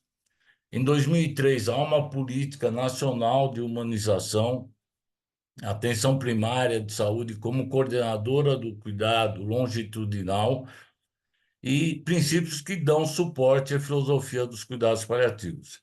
Em 2005, a gente avança para os Centros de Assistência de Alta Complexidade em Oncologia, os CACOM. Em 2017, a gente chega à portaria 2436, 2017, e o Ministério da Saúde insere os cuidados paliativos na Política Nacional de Atenção Básica. Em 2018, e aí tem uma participação imensa da NCP, na Resolução 41 de 2018, onde o Ministério de Saúde, junto com a Comissão de Intergestores Tripartite, define que os cuidados paliativos em equipes multidisciplinares nos serviços já existentes, estimular o trabalho em rede. E em 2023, a gente chega a esse passo importantíssimo da Política Nacional de Cuidados Paliativos. Eu quero salientar e pedir desculpa que eu não mandei as imagens e tomei a liberdade poética de poder falar. Eu me sinto mais à vontade assim, porque eu me perco com as imagens. Então, vocês vão ter que aturar essa voz rachada, né? Segundo meus filhos, que eles não aguentam me ouvir, nenhum deles assiste quando eu falo. Aí é um problema que eu vou ter que solicitar a ajuda da Daniela e da Débora, da psicologia, para fazer.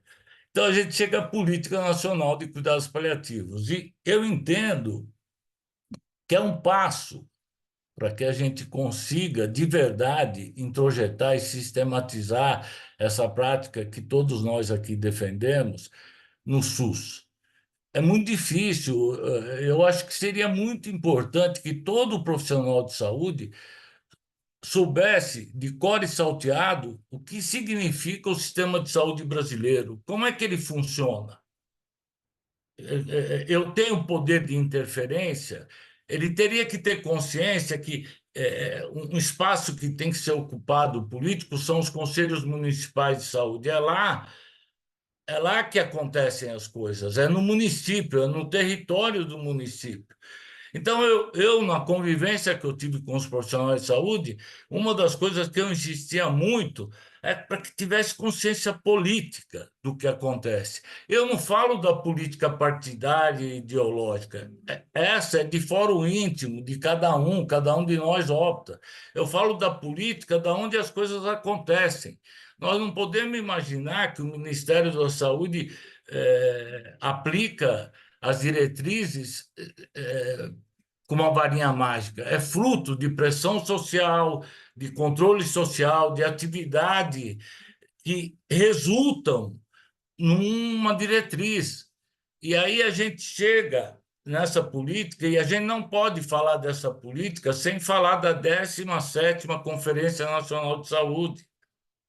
E nisso, todos nós aqui tivemos uma participação intensa para ter conseguido aprovar uma diretriz única, que era a implementação do financiamento dos cuidados paliativos no SUS, que depois teve o seu desdobramento, onde a gente tem que perceber o quanto é importante a participação social de todos. E na 17ª Conferência Nacional, além da NCP e de todas as entidades que defendem os cuidados paliativos, se formou, que a meu juízo, um fenômeno social que ainda vai ser contado, que é essa frente paliativista. Ninguém é capaz, nem os organizadores. Em novembro de 22, a doutora Julieta, musa inspiradora desse movimento, me liga: Samir, vai ter a Conferência Nacional de Saúde o ano que vem, o que nós podemos fazer? E toda vez que eu recebo uma ligação da Julieta, eu tremo, né? Porque de lá vem um furacão, é uma ventania, não sei se é os Pampas do Sul que impulsionam aquela mulher, mas ela vem como eu vi o tornado se formando. Aí fomos, através da rede de contatos que temos, ligando para Brasília, eu tenho a sorte de ter conhecido a presidente da 17ª Conferência e outros membros de Brasília, onde a gente passou a se reunir semanalmente para ver qual seria o caminho. Aí vem uma explicação que eu acho importante, que qual era a maneira de atingir a 17ª Conferência. Foram por 3 frentes, né? Por 2 frentes, que era o caminho ascendente, que seria participar das conferências municipais, depois ir para as estaduais e depois ser eleito para a Conferência Nacional. Nesse aspecto, a gente teve a ideia de fazer uma conferência livre nacional. A gente aprendeu estudando e sendo orientado. Oi? Sim. Deu 100% certo.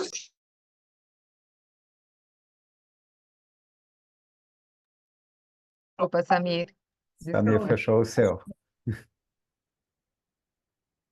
Eu já mutei a pessoa, desculpa. Samir, o seu áudio está mutado. Você pode Agora abrir? voltou. Vol- Voltou? Ah, legal. Voltou. Então, na 17ª Conferência, a gente optou em chegar e teve a ideia de avançar com a Conferência Livre Nacional, que foi a primeira em cuidados paliativos. E aí seria muito injusto citar algum protagonista. De verdade, sem demagogia ou na retórica, o fato concreto é que a gente eu não sei, eu comparo a frente paliativista ao cometa Halley, sabe aqueles fenômenos que acontecem? Porque eu tenho muita amizade com gestores de saúde e eles acompanhando o movimento da frente falavam: Samir, não é possível o que está acontecendo. Como é que vocês conseguiram? A minha tese é que ela é uma necessidade eminente da população brasileira. Dados demográficos, o envelhecimento. Então, quando você faz um projeto que não é para sua autovaidade e é para o interesse público, ele tem adesão. Essa é a explicação.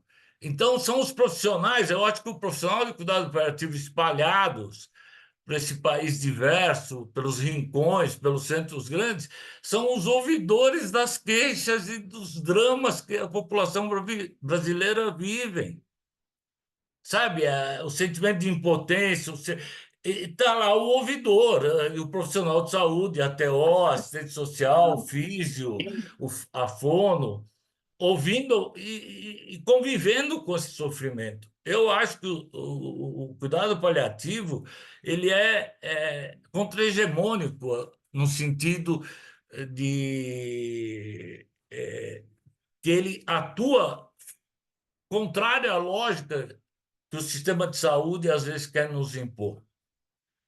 Porque ele tem a ousadia de querer transcender a visão biológica, que é secular, é uma visão que vem desde Hipócrates e médico-centrada, por uma ousadia de olhar para o ser humano como um ser multidimensional, e que exige da gente um esforço gigantesco em querer acolher uma pessoa multidimensionalmente. Nós vamos ter que juntar todos os saberes e mais alguma coisa para tentar, porque é muito difícil. Tomamos como base a nós mesmos. O tanto de pensamentos complexos que temos. Imagina quando a gente for enfrentar a finitude com a consciência crítica que nós temos. Será que nós estaremos serenos como que a gente deseja quando atende o paciente? Ou será que nós estaremos inconformados e ter a partida antecipada, mesmo com 95 anos? Porque não se trata da idade cronológica, se trata do amor que a gente tem pela vida, e eu acho que o cuidado paliativo é fantástico nesse sentido, porque, ao contrário do que o senso comum acha, não tem nada, é valorizar os dias de vida, ainda que todos nós temos. Então, eu estou. Quanto tempo? Desculpa, eu me empolgo, esqueço. Pode Tenho... falar mais um pouco, Samir. Obrigado. E aí, através da via ascendente, através da via horizontal e através do movimento Brasil Participativo, a gente chegou à Política Nacional de Cuidados Paliativos. E o que foi decidido no dia 14 de dezembro, que é a lei que a portaria que a gente foi decidida na 12ª reunião do Comitê Intergestor Tripartite, o financiamento. Nós estamos falando em torno de 900 milhões de reais para o plano, para ser aplicados de 24 a 27. Resumidamente, a ideia é criar 1.321 equipes interdisciplinares e tendo como base uma equipe matricial em cuidados paliativos, que é um médico de 40 horas, um enfermeiro de 30, uma psicóloga e assistente social de 40.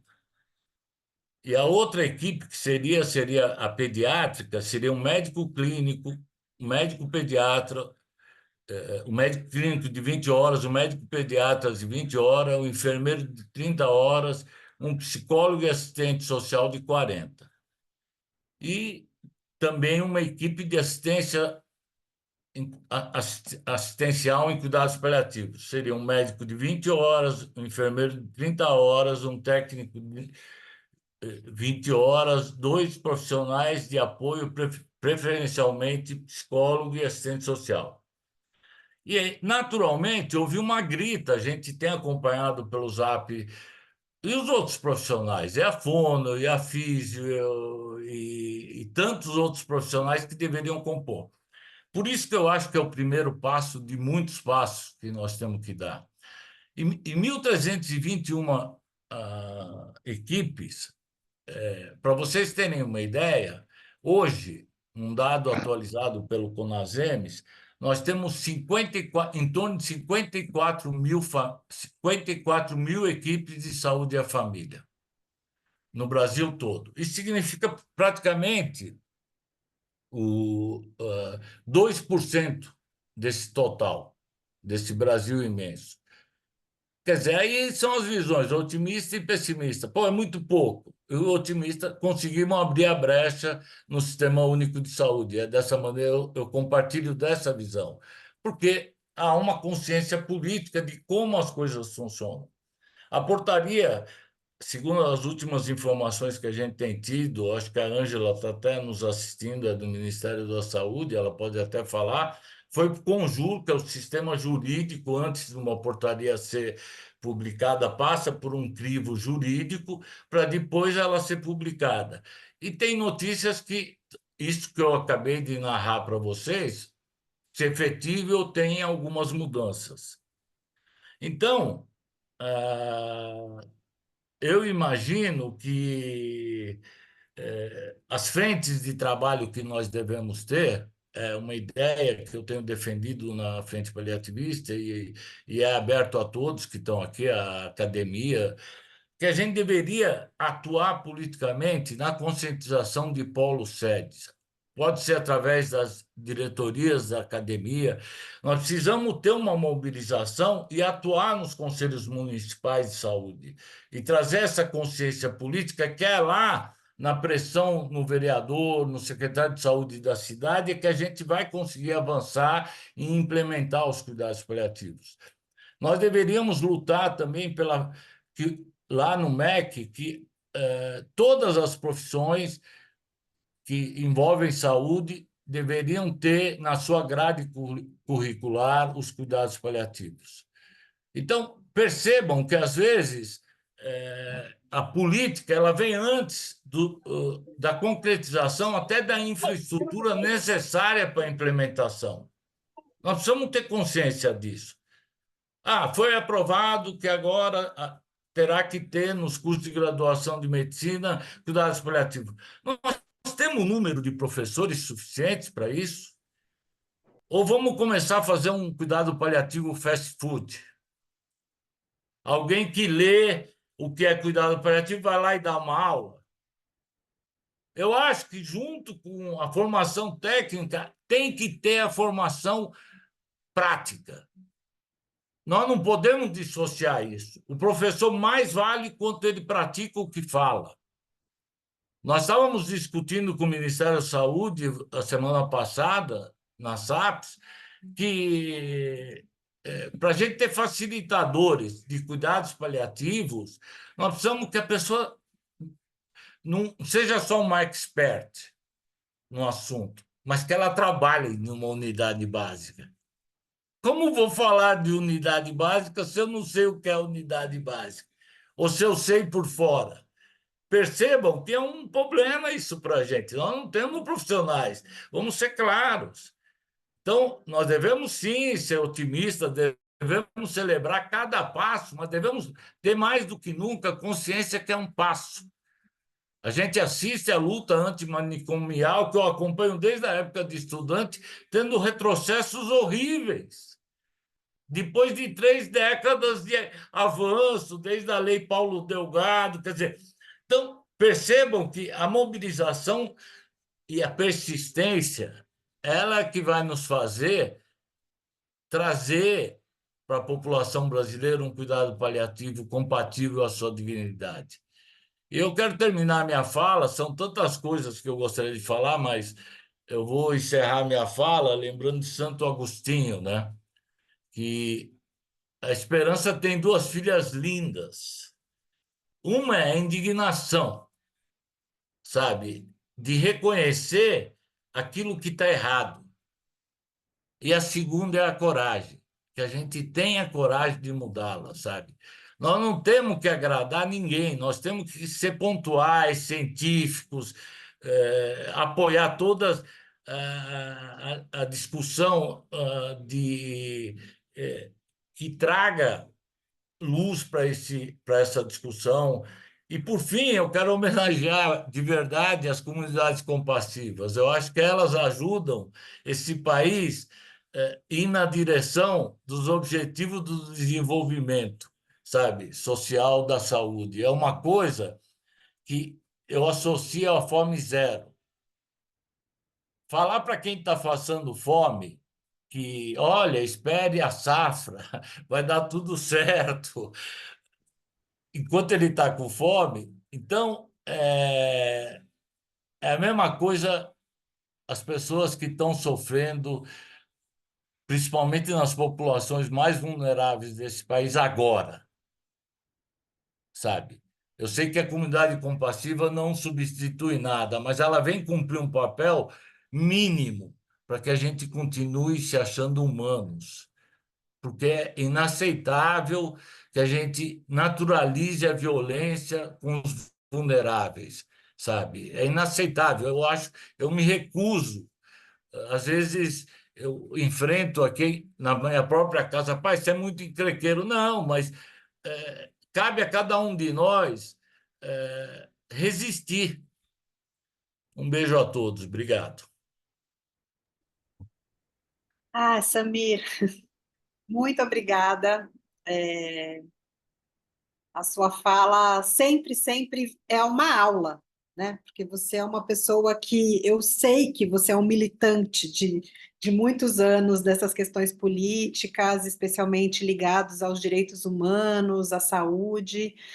Então, não fica preocupado que foi pouco tempo que você tem mais coisa para falar, porque a gente vai querer muitas outras falas, né? Suas ao longo da nossa gestão. Muito, muito obrigada. Eu fiquei até emocionada, juro, porque me fez lembrar muito da minha história, porque o Samir é um cara que ensina a esperançar, né? Através da indignação, através da coragem, e eu aprendi muito, muito. Só tenho gratidão. Agora a gente passa. Só nós tivemos uma pergunta no chat, mas já foi respondida pelas próprias pessoas do chat. Muito obrigada, a Ângela está aqui, com muita honra a presença da Ângela também, e ela contribuiu. E agora é contigo, Nick. É isso? Então tá bom. Isso. É um imenso prazer, eu acho que em nome da diretoria da ANCP, a ECP São Paulo.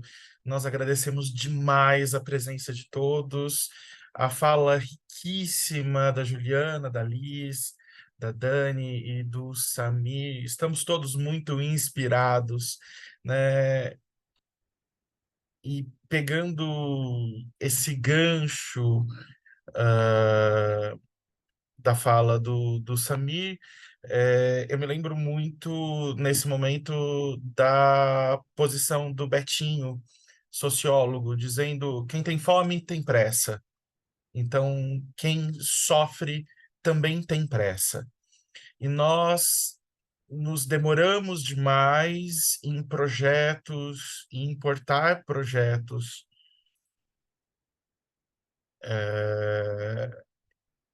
mas, desculpa, eu acho que a minha rede está instável. Desculpa. Então, acho que nós demoramos demais importando projetos ou adaptando ideias norte-americanas, europeias. Esquecemos da realidade brasileira, da realidade latino-americana. Eu acho que a chave ou a síntese, a grande síntese desta manhã é como o cuidado paliativo no Brasil, na nossa realidade, opera a partir do conceito de cidadania. A cidadania, a dignidade da pessoa, ela não está apartada da sua realidade social, ela não está apartada da sua realidade cultural, e se nós não nos empoderarmos e trabalharmos a partir desses valores, nós não lograremos êxito.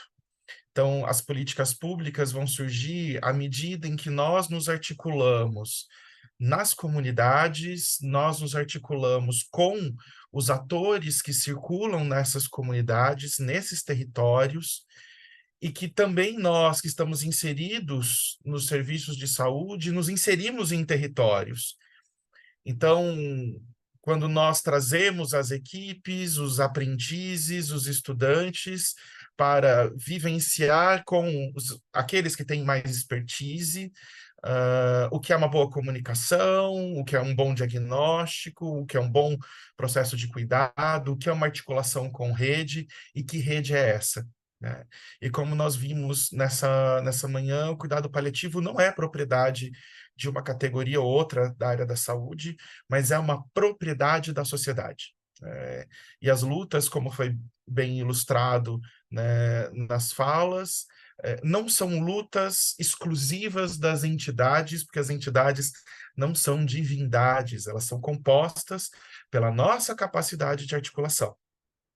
E quanto mais a gente ficar preso dentro dos nossos clusters, dentro dos nossos grupos, encastelados nas torres de marfim, menos pessoas que têm urgência no sofrimento vão chegar a conhecer o que são os cuidados paliativos. Então, é importante, sim, termos representantes junto ao Poder Legislativo, é importante, sim, dialogarmos com o Judiciário, mas nós vivemos numa realidade em que as imposições da lógica da saúde aderiram à ideia capitalista predatória. Então, o que nós vamos fazer nos nossos bairros, nos nossos serviços, nos nossos quintais? E eu acho que a proposta, né, o Rodrigo vai poder me complementar, da nossa gestão, e eu acho que a proposta que nós convidamos a todos vamos sentar nesse quintal juntos, com menos perfil cirandeiro e com mais perfil que é acadêmico, que é científico, que é da prática, que não é só do profissional de saúde, para construir, né, e que se não ocuparmos os espaços constante e perpetuamente, pode ter política pública na letra da lei, mas não vai ter política pública na letra de quem precisa de amenizar o seu sofrimento. Rodrigo, deixo com você agora a fala. Obrigado, Nick. Acho que fica até difícil complementar alguma coisa depois, né, de uma fala tão bonita e tão agregadora, né? A gente pensou com muito carinho esse nosso primeiro evento aí da gestão, né? E existia uma preocupação muito grande de como isso ia se dar e como... Rodrigo, mutou o seu áudio. Voltei.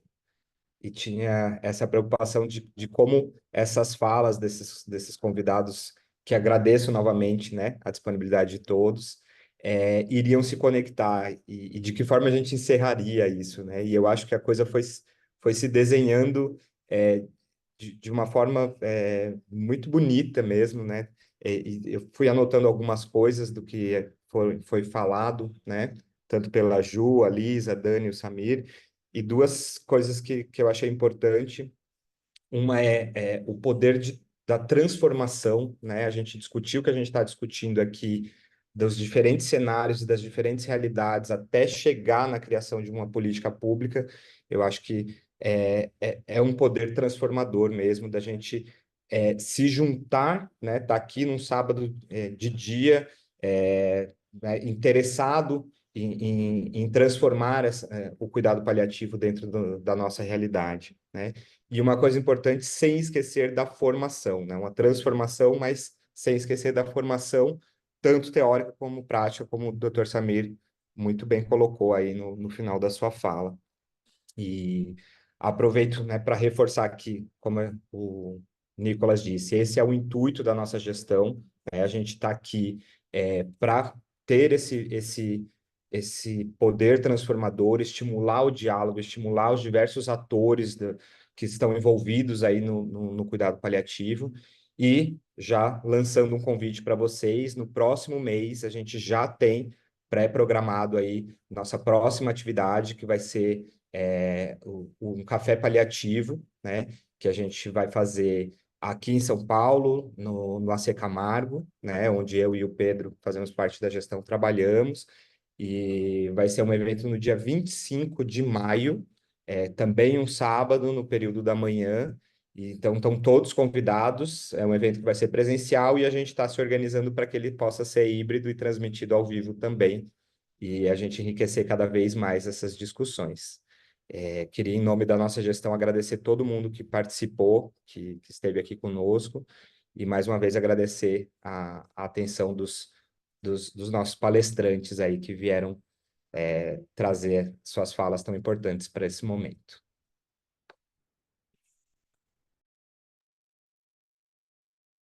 Que lindo, né? Eu acho que espero que todos tenham sido contemplados, né, com todas as falas. A gente planejou e ajustou com muito carinho esse nosso primeiro webinar. Eu acho que foi muito rico e simbora para o Café Paliativo em maio. Acompanhe as nossas redes sociais. Por lá a gente vai divulgar mais detalhes sobre isso. E queria agradecer a todos de estarem aqui com a gente mais uma vez. E, Cadu, se você quiser fazer uma palavra de encerramento, a gente encerra por aqui. Bom, eu não tenho palavras primeiro para agradecer, tá? A vocês que estão conosco assistindo e principalmente a vocês, meninas e Samir, né? Não dá para ser só meninas, nós temos uma voz potente aqui junto conosco, por ter dedicado essas horas conosco para passar tanto conhecimento, tanta parte técnica e, acima de tudo, mostrar que cuidar de uma forma técnica também é cuidar com amor, que é justamente o que a gente tem, briga muito, né? Olhar para a pessoa e não olhar para a doença. Então, eu queria também agradecer, porque assim, eu sou muito honrado por ter esse time da diretoria junto comigo. Eu tenho uma gratidão enorme por vocês estarem junto comigo. Foi algo que a gente foi construindo. Vocês sabem que isso não é da boca para fora, vem do meu coração. Queria convidar todos vocês que estão assistindo, quem não está assistindo, quem for assistir a gravação, para estar junto com a gente nas redes sociais. Mandem perguntas, mandem questionamentos, mandem sugestões. A nossa intenção, como eu coloquei, é conectar. É conectar, construir e crescer. E não como diretoria, e sim como academia, como sociedade, como Nick, Samir, Dani, todos nós, Rodrigo, todos nós falamos, é crescer como sociedade, porque uma sociedade que sofre, e a nossa sociedade sofre por demais, merece uma atenção muito grande. A gente precisa lembrar de todos esses. Eu falo que existem diversos invisíveis na nossa sociedade, e eles têm que deixar de ser invisíveis. Eles têm que ser notados por todos nós. Então, por favor, falem conosco, nos apurrinhem, como eu costumo dizer. A gente não tem problema nenhum com isso. A gente quer isso. A gente quer que vocês estejam junto conosco. E assim, obrigado por demais por vocês terem es- estado aqui conosco nessas 2 horas e pouquinhos que nós estamos juntos. Obrigado, gente. Um final de semana de muita tranquilidade, muita paz para todo mundo. Du, posso só falar uma coisa? Quem me conhece sabe que eu falo para burro, né? Mas acho que é só complementando a coisa que você traz aqui. Eu acho muito legal isso que você traz, esse ponto de conexão, que acho que cada vez mais a gente tem tentado, e nem sempre, né? É fácil a gente chegar e alcançar todo mundo. Mas acho que a gente tem uma visão assim, cheguem e tragam e provoquem, e isso é em nome de toda a academia, porque assim, nós somos transitórios. Nós estamos como, né? Eu estou como diretor, estou na diretoria, mas eu não sou eterna na diretoria, e nem quero ser, tá? Então, acho que sucessão é bom, ventilar é bom, arejar é bom, né? Então, eu acho que à medida que as pessoas chegam, aproximam, trazem ideias, isso é fundamental. Então, queria deixar um abraço também. Desculpa, tá? Não estava no protocolo. Mas a gente é ótimo em quebrar protocolo, então tá bom. Então, eu acredito que a gente dá por encerrado esse nosso primeiro evento, nosso primeiro webinar, com o coração muito quente, porque foi muito, muito emocionante. Até o próximo, pessoal!